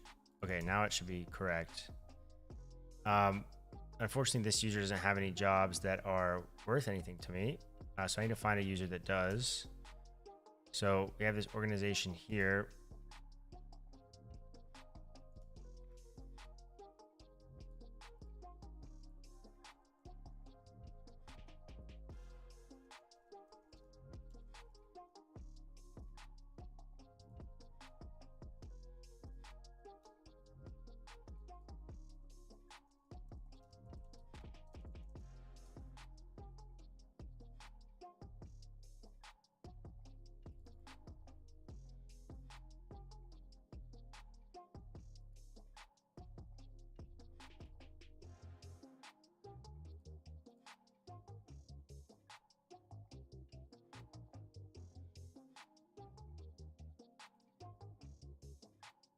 A Howl group. And what user is this? 84D.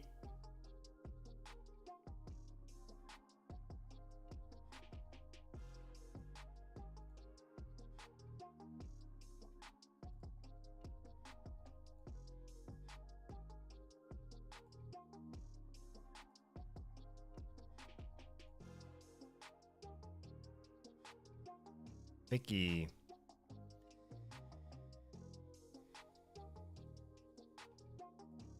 So let's log in as Vicky.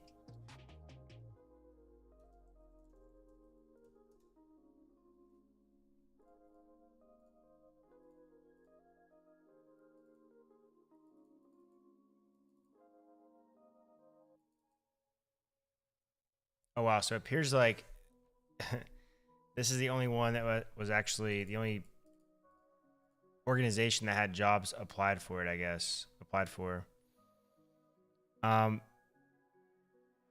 probably need to fix that. Give me 2 seconds.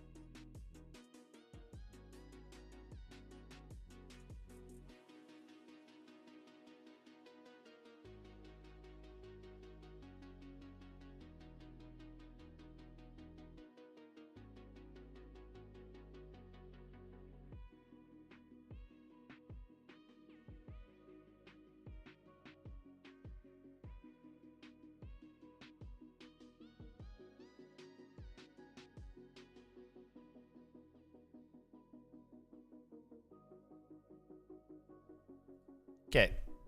I said it's called declaration merging. Maybe if the lighting gets messed up in my camera, the sun is starting to set here. In the window, the light comes through the window. Yeah, probably. So right now my seed is messed up. I just realized. So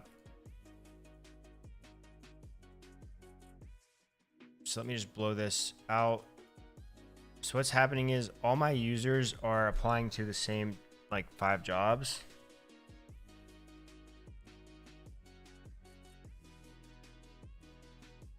And that's not how it's supposed to be. So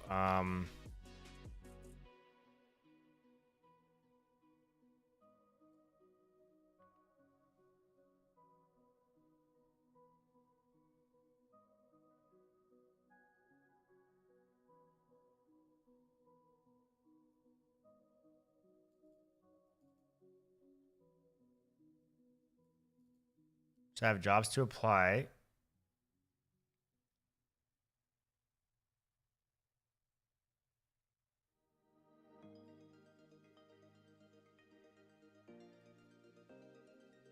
Okay, so I should be doing this for every single one. Oh, wait. Oh, hold on.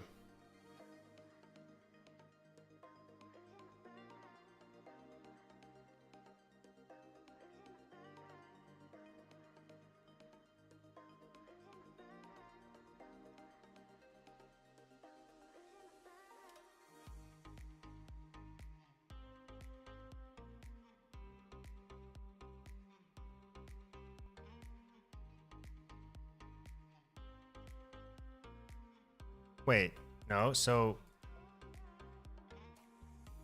for every candidate user, we do the same thing over and over again.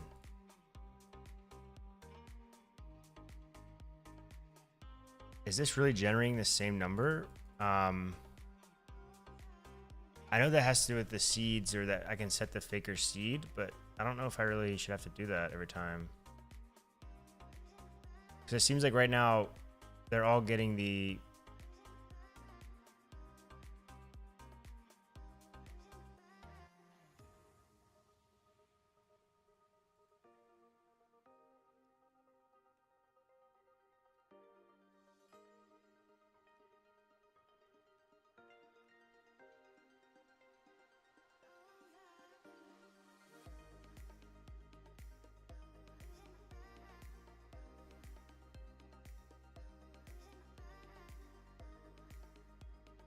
So I'm mutating this array here by adding things to it, right? When this re-kicks off, is this then pointing at, is this variable then pointing at an empty array again? Or does it still have the other shit in there?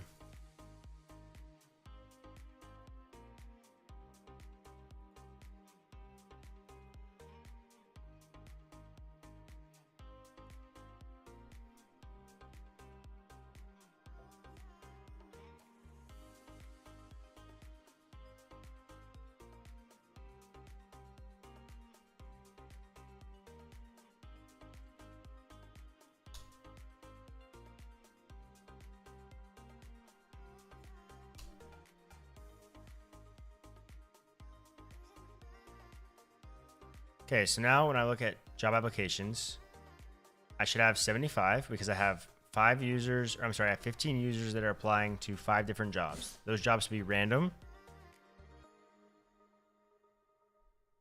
And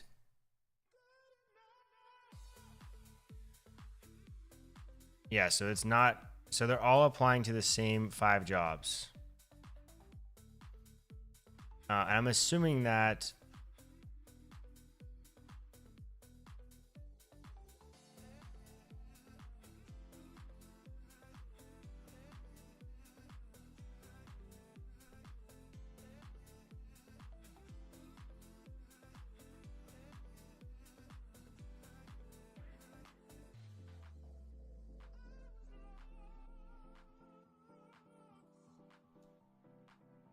let me actually do this. Let me try this.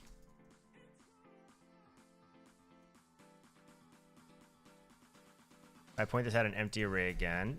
Down here, because I feel like this is persisting for the...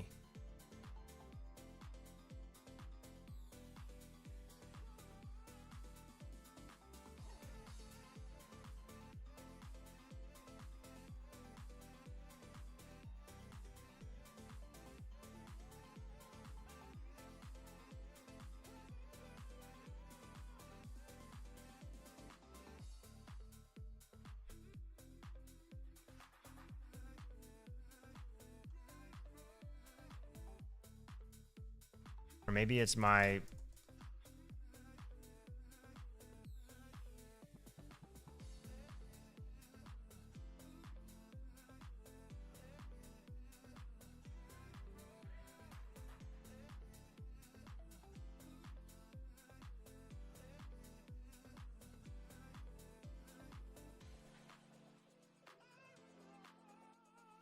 Because math.random works the same way, right? It'll there's like a seed, a default seed, and it'll keep using that same seed unless I change the seed, right?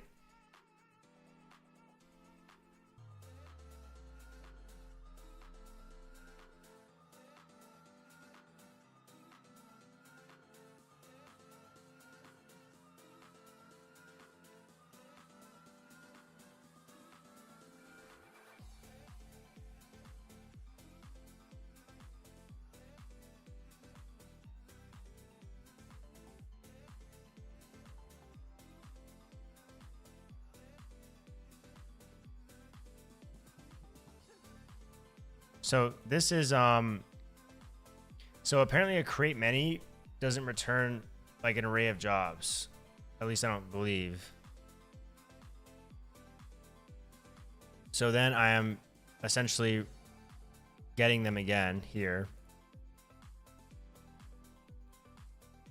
which is an array. And then what I can do is basically I'm trying to just get 5 random jobs. I know there's 25 total job postings because there's 5 different companies. Each of them posted 5 jobs. So I'm getting a random number here.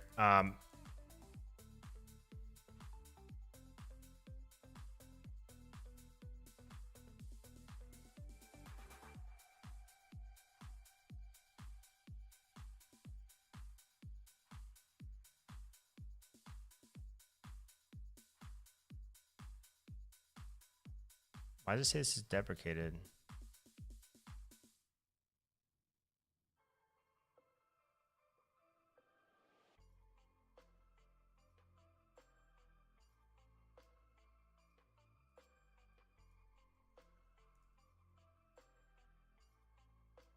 Defaults to a random number.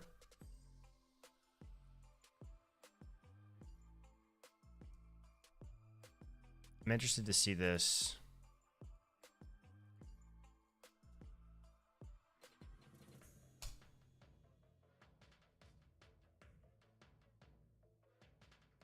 Okay, that appeared to have worked properly this time. Yeah, so I think it had to do with the seed that I was running. Let's look here at Prisma Studio again.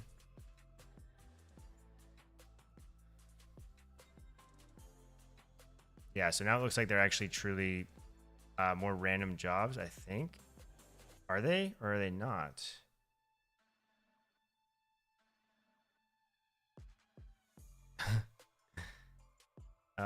22. No, they're not.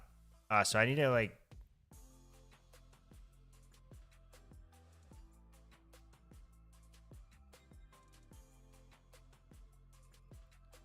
Can I get an index number along with this as well?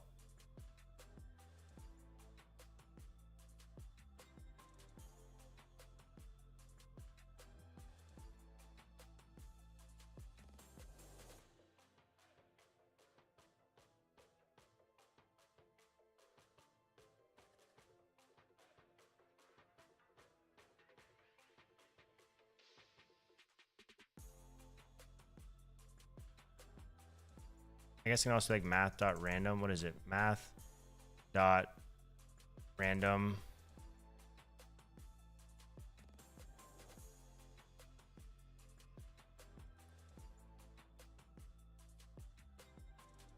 So it's me 0 point times by like 100.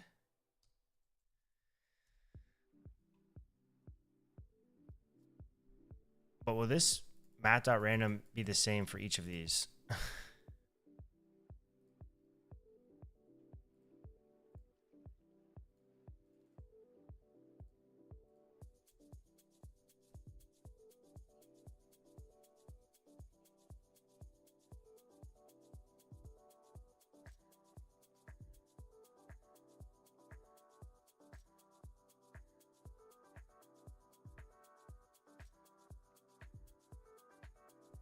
Okay, that looked more random, but we'll find out.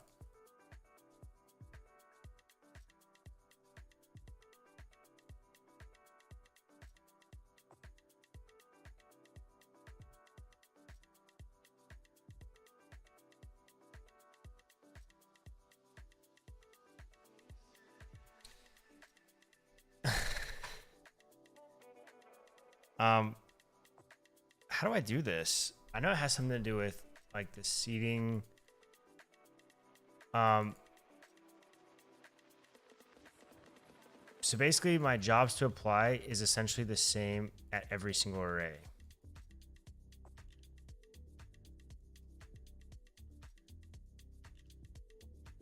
That's what I'm getting at here.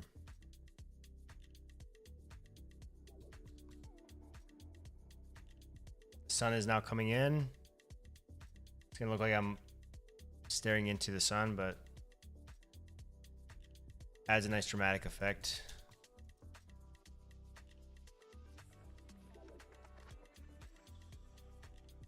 Okay, that was more random though this time.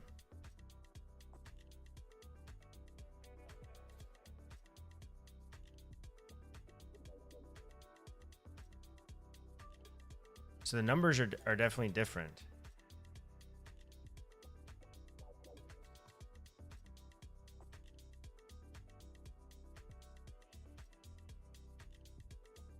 But why are the same 5 jobs being applied to over and over again in the same exact order? I don't really know. So jobs to apply.push.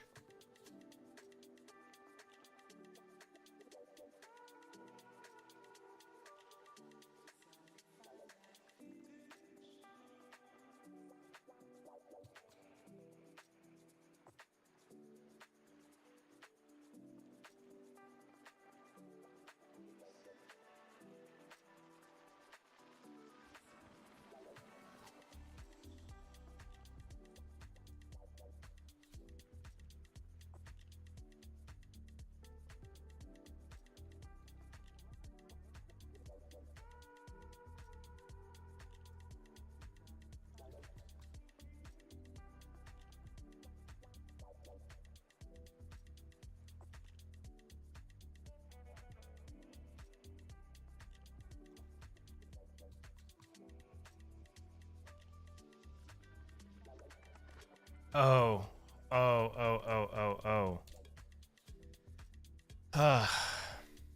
I'm annoying myself. I just figured it out. I'm doing it in again instead of. So this job index here is actually the index of the jobs to apply array value, meaning it's always gonna be 0, 1, 2, 3, 4 rather than the actual number that's in the array. Therefore, I'm getting the first 4 jobs every single time. So I probably didn't need all this craziness, but I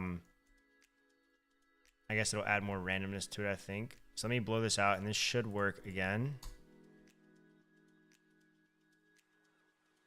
Yeah, so this is what I was expecting. Something much more random. Yeah. So let's just see here. Yeah, now this is actually a random amount of jobs here. And almost, I would say that most jobs should have applications. There might be a couple that don't, due to the fact that it is random. But it looks like all of them actually have at least 1 or 2 applications. So that's what we wanted. Awesome.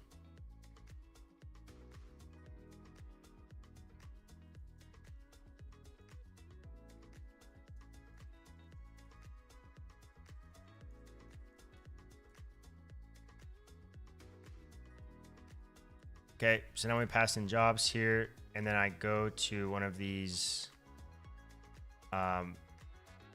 jobs as an employer. We can see that we have a bunch of random applications, right?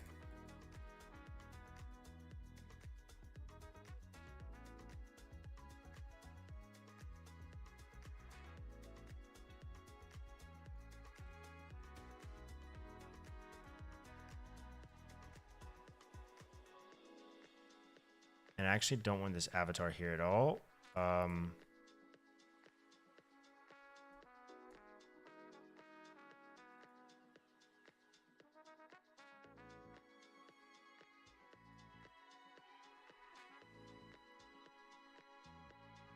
Yeah, right. I wish it would be. I wish it was like Python essentially, where we could do like for job index in jobs or of jobs, right? That'd be cool. So it's pretty. I'm sure there's a reasoning why it isn't like that, but it's somebody way smarter than me decided, but maybe not.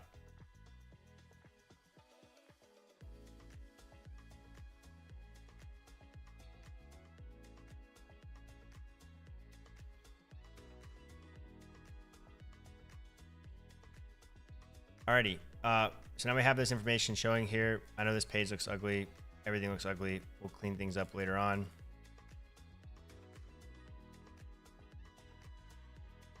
I need to change this name of this page to job postings.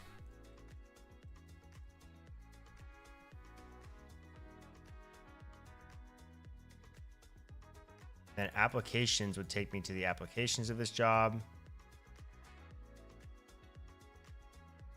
Details would take me to the job, or probably just clicking on the actual job itself. And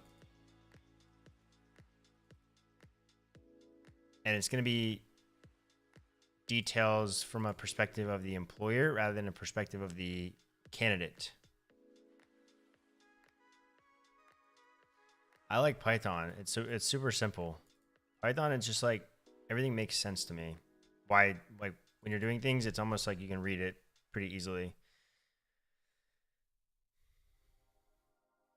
They're close with the for const or for let or for const is pretty close, but yeah, those two are going to confuse me, I'm sure, in the future again. So now within employers, so almost everything for employers is going to go underneath of employers, right?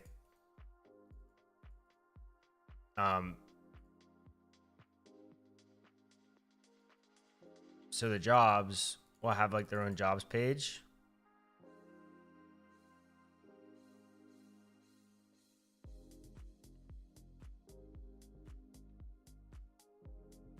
Which will be very similar to the creating a job.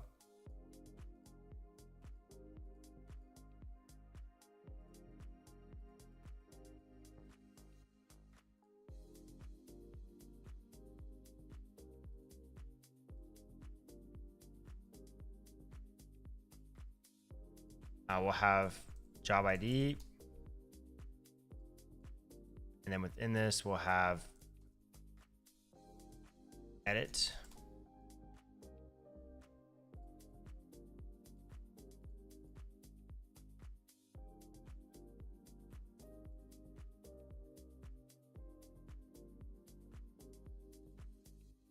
Actually, I don't think we need to have edit here. I think we can just have like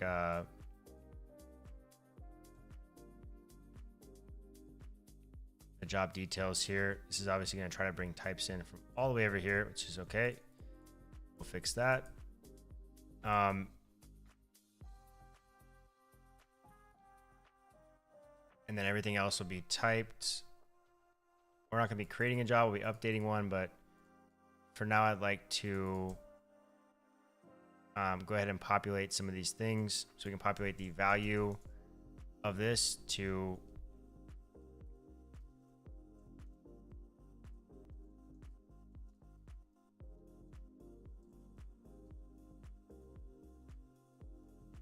we actually need to set up a load function here.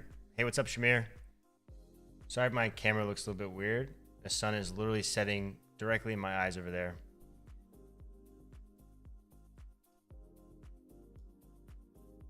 I have like these skylight windows that I can't block them. I can block them if I put a big wall like right here or hold my hand here, but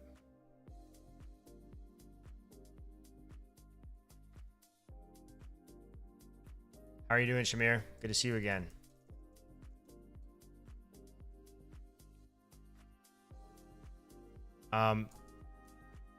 So here is where we're gonna be able to, whoa.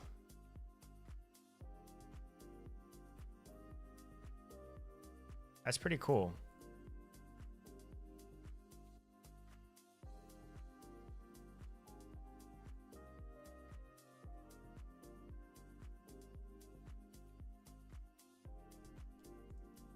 I also want to check if the locals.session if no locals.session, and I guess we should have params. I'm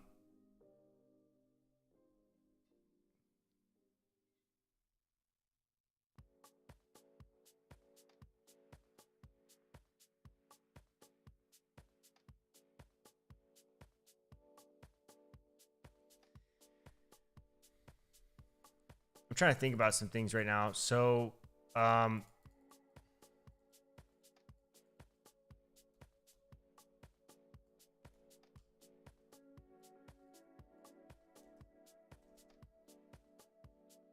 hey, how's Supabase? Do you prefer it over Pocket Base? I haven't decided yet. I haven't had to do anything complicated with this just yet. I will here in the very near future, but I'm also going to have a slightly biased opinion probably because of the fact that I'm using Prisma with this rather than the Supabase client. So it's hard for me to compare. But I have used Supabase in the past. Have I deployed it? I have not. Well, I have deployed it in my series, but not like a production app. No. I have deployed it, but I haven't seen what it can handle. I probably wouldn't deploy it for production until like at least hits 1.0. But they have made pretty drastic performance improvements if you look at their issues. The maintainer is pretty active in doing that. Hi, have you seen the new GPT chat model? I have. Welcome to the stream, Hunter and Fazooks. Yeah, I have seen that. I was actually just showing my girlfriend that a few minutes ago, or before I started the stream. It's pretty wild.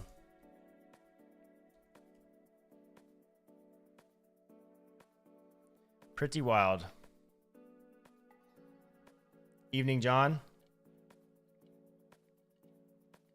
Yeah, deploying it is very easy. Just put it in a Docker container and press go. I deployed it with fly.io. I have a video coming up on deployment for that application that I'm working on in that series. We use fly.io to deploy it, and then Vercel for the SvelteKit application.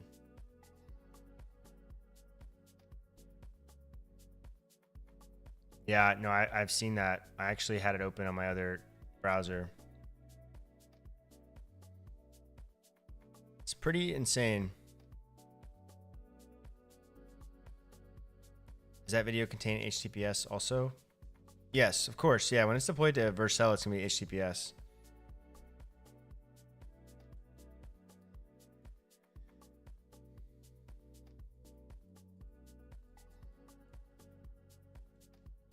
And fly.io as well.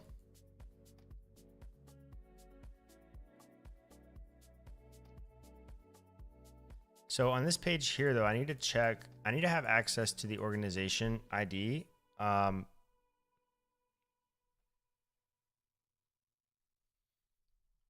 Which I don't think I have anywhere right now. Oh, actually, I am returning the organization.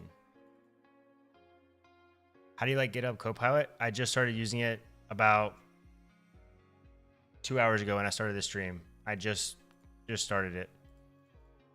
So far, I don't really have an opinion just yet. It hasn't done anything too crazy for me, but I'm sure I'm going to like it.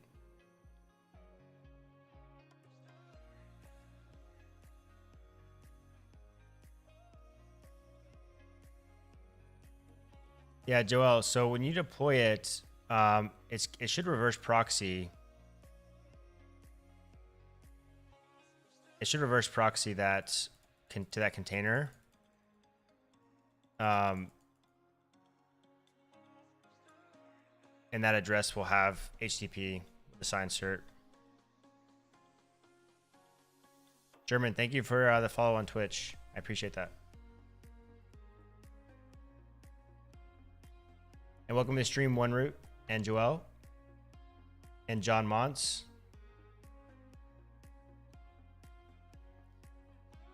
So here I also need to check if the user's organization is actually, if the user actually belongs to that organization. So how am I checking that here? Let's see. So in this layout here, org user, I guess I'm already doing it in the layout. So what I think I can do is I can await parent here and get the organization. That way it'll, when I run await parent, it's going to rerun this load function here so that if I am not in fact a user of this organization,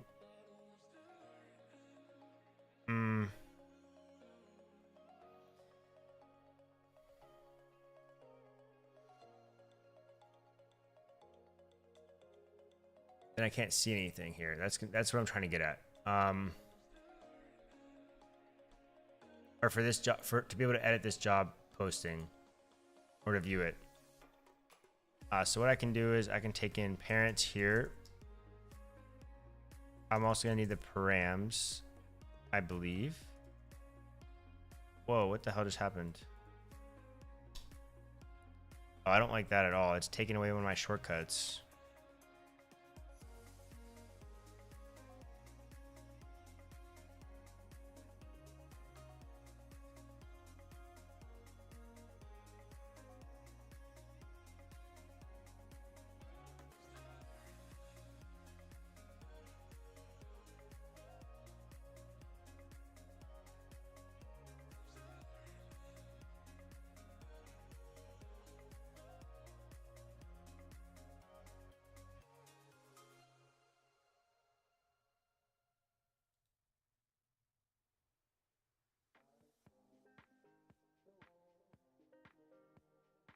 Can I just like disable this?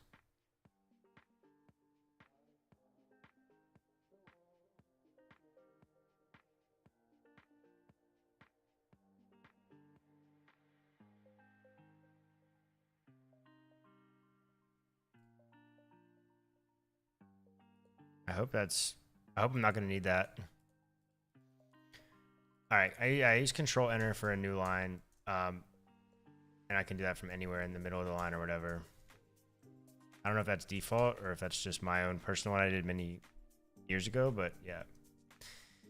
So I also need to await parent. And I can do that after this.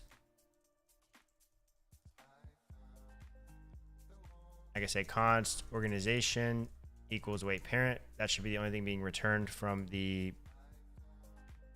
actually, it's going to have... I'm going to get jobs too, I think. Or does parent only get the load functions data? Yeah, load function. Okay, cool. Right?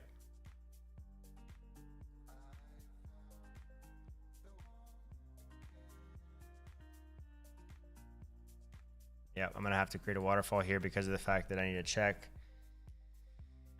the organization and what I can say is this is going to give me the organization for this specific user.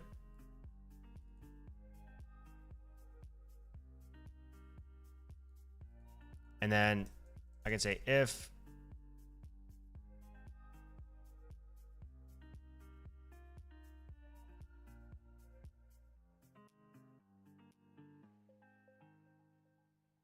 I need the job as well.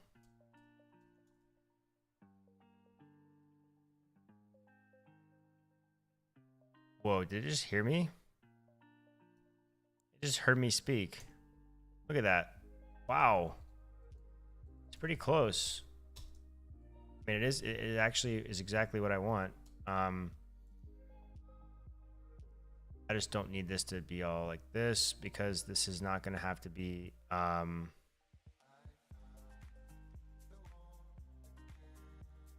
this will be params.jobid. I might be overcomplicating this. Let me think here. So what I'm trying to prevent is a user who is not belong to this organization being able to edit this specific job posting.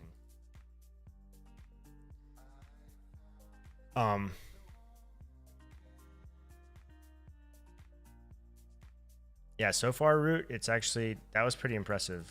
It literally just listened to me speak and just did that. So, pretty cool. So now I have a job. I need to make sure that the job is, the job.organization ID is the same as this organization here.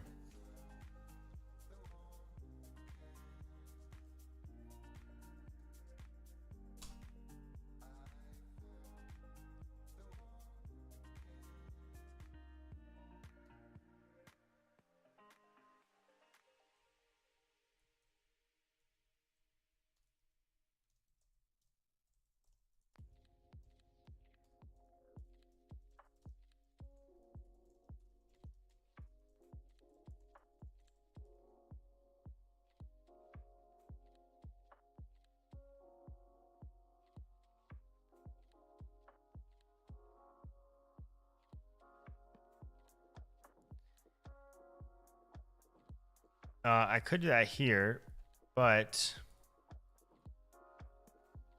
I don't want all the jobs. I'm already doing that over here on the job listing page. This is for the specific job page, like an edit job posting page, right? So when I click on details, which might say edit eventually, I could add the other one, but it's not going to be unique. Or I could just check here and get that. So if a user is, so this organization is the organization that this user is a part of. And then this job is based on the URL route parameter here. So I want to check this job. If it's not the same job as the organization's job, or if it doesn't belong to this organization, then I want to throw an error. And then otherwise, I want to return the job.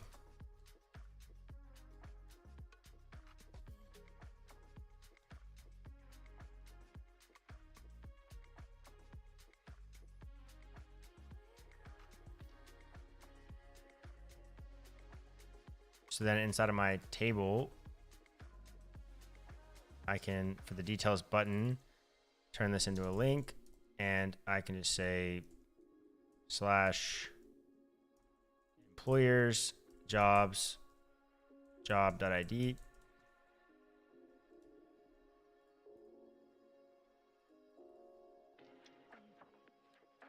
Where's my error on this page? I don't see one.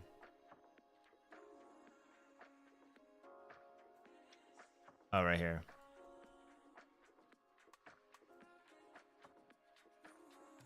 So now when I click on this, it's obviously going to have this ID here, right? Yeah, I saw that a little bit late. I don't know if my stream is delayed or what, but it might be. So now I can access this job with this URL here. So if I try to put in a job that I don't own, I don't remember who I'm logged in as at the moment. I can find that out though if I go to home or candidate view, profile, Jonathan Blick.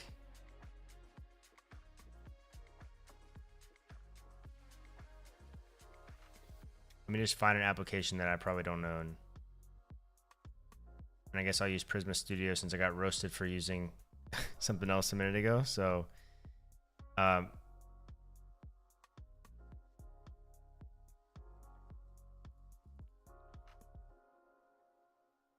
actually, I'll just take like another one of these random job IDs.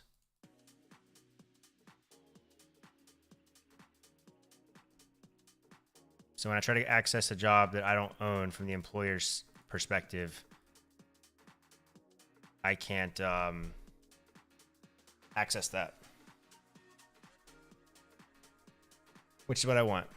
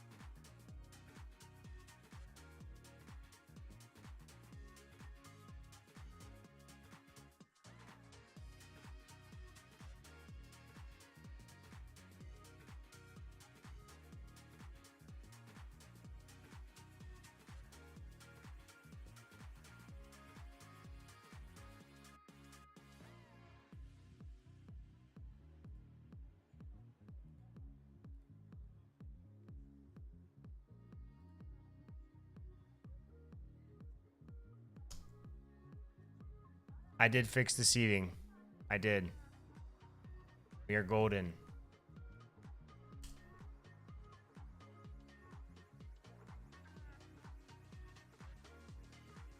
We are golden there. Yes, sir.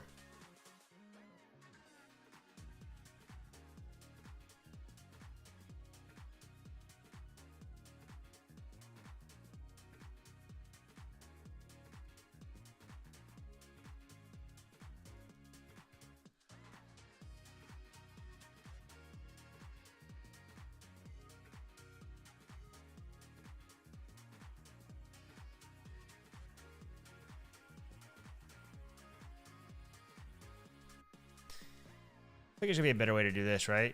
I guess I can just run one check. I could obviously do optional chaining, data question mark dot job, but that's like running 50 if statements all over the place behind the scenes, where I could just run one here, and I think that'll be better.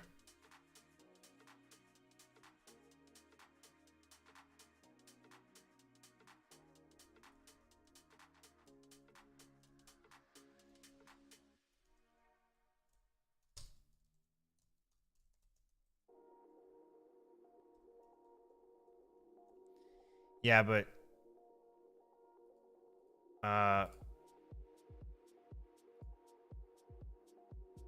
will that track it from here though?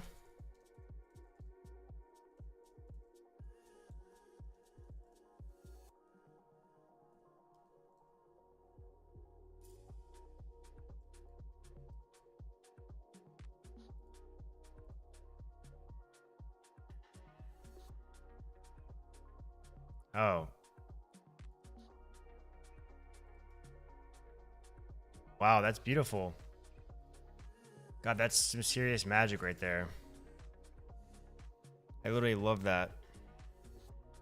I need to fix some of my other stuff then.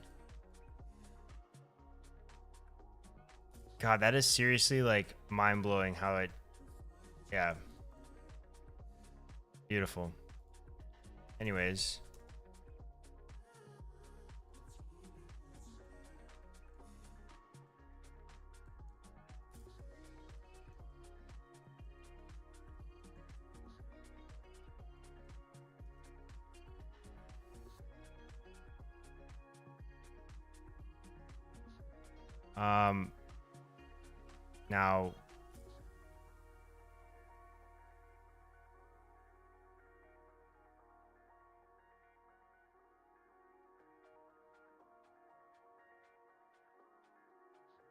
Now how do I know how to do this. I'm trying to think. Give me a second.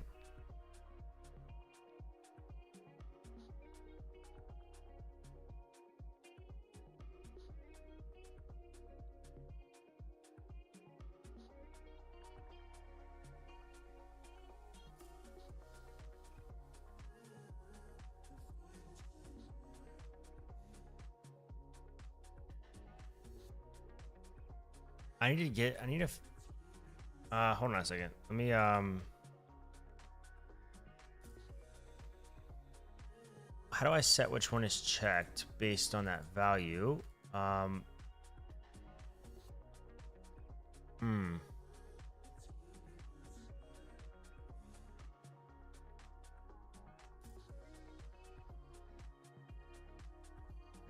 obviously I don't want them all to have the same value, because then they'd all be checked.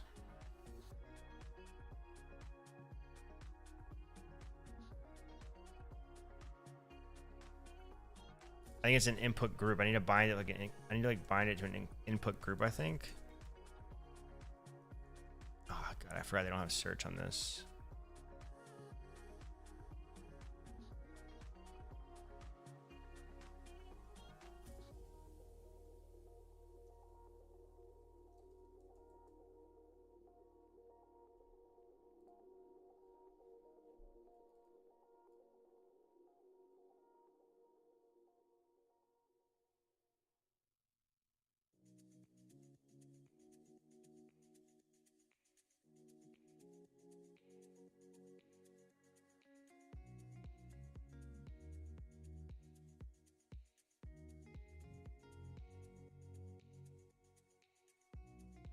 Oh, but what is this gonna do though? Oh, it's just gonna, tortilla is gonna be the value of, okay, I see here. So it is a bind group, I think. So we can say, I think we can bind group to job dot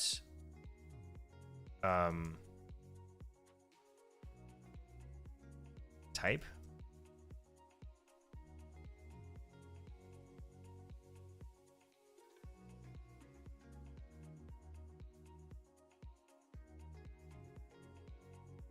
Oh, it's a freaking my own custom radio.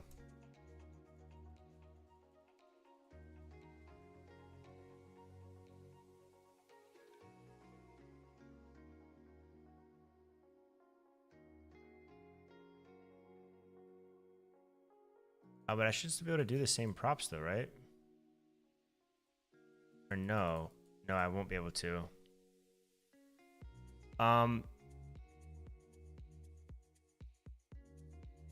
I guess I could like take in a group.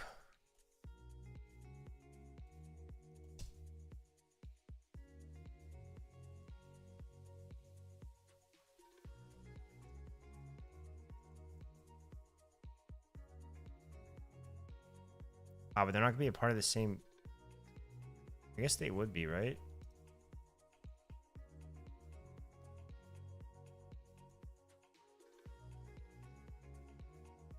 I don't know if this is gonna work out or not. Let me just see here.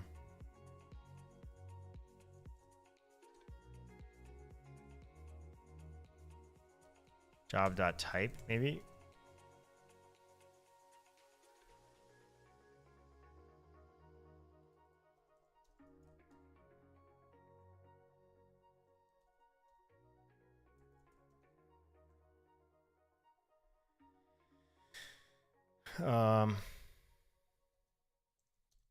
I thought I could do as string.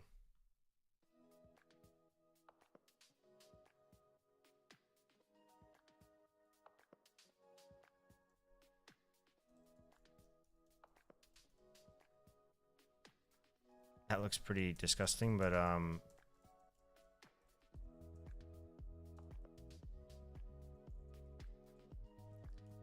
don't know if this is actually gonna work or not, so please bear with me.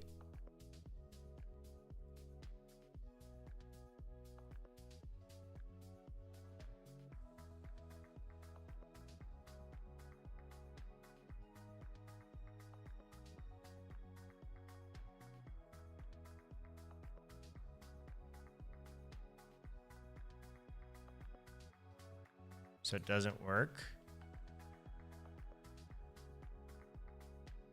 How can I do this? Do I really need to like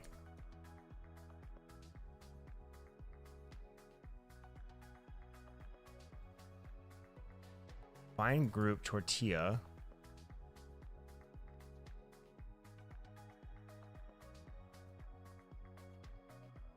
And then I set tortilla to the value of whatever.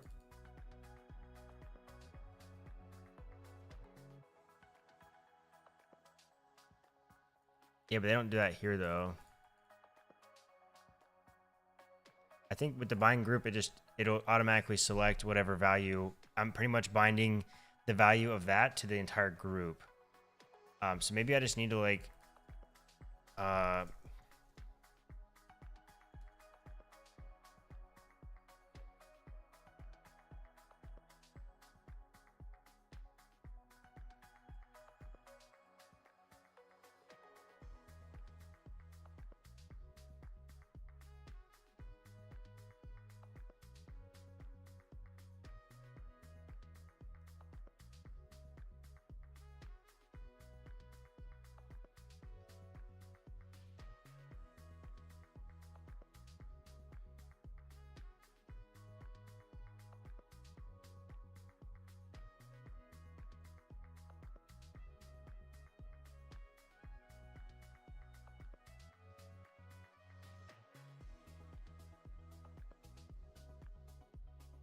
do I need to have, I probably need to have something declared here. So if I just say like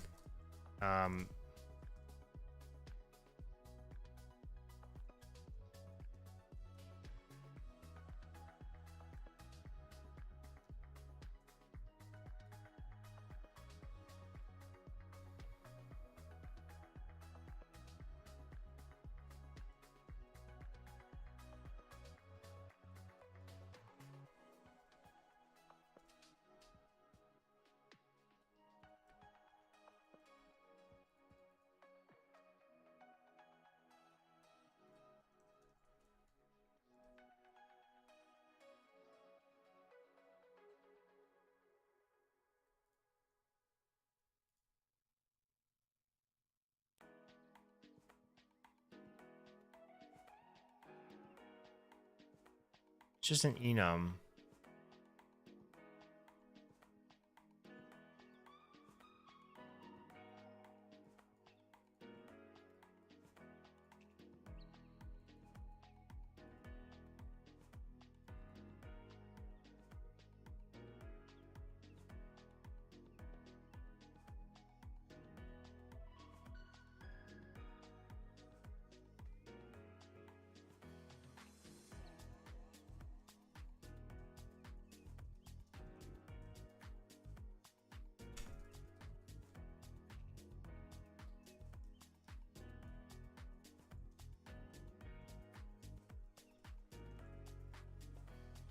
I hate you.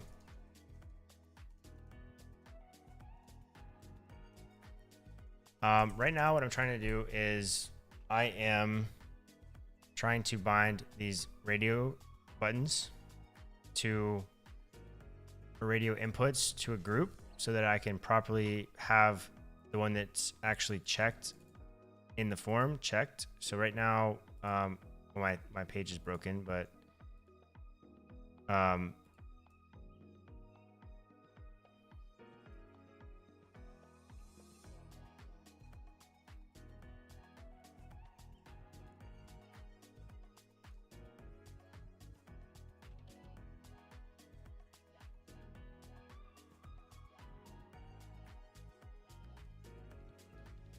yes, I'm trying to do this. So this, if I bind these groups here, whenever I update the value of tortilla, oh, I guess right now it has let tortilla equals plain, right? These are all mapped to tortilla. So this one will be checked. When I change it to whole wheat, now the value of tortilla is gonna be whole wheat.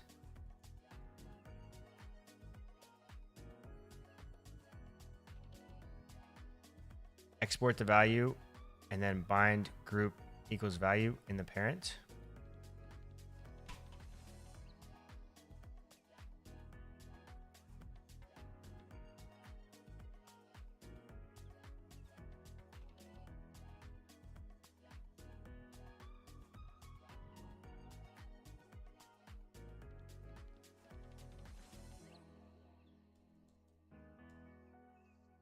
So you mean here? But each of them are going to have their own, each of them their own own components.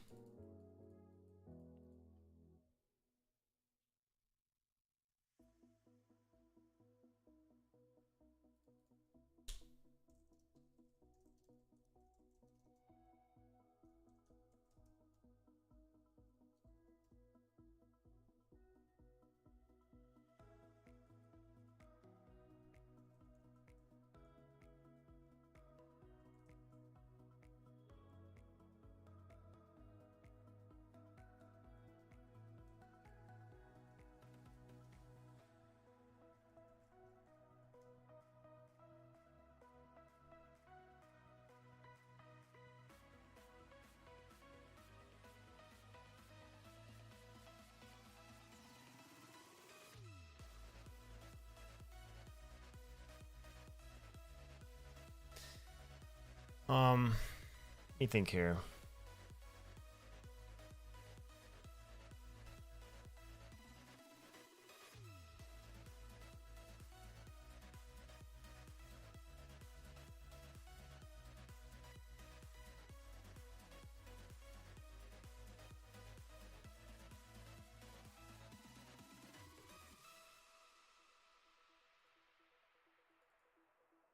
I don't want to bind the value because if I edit this, then this is like an edit page, right?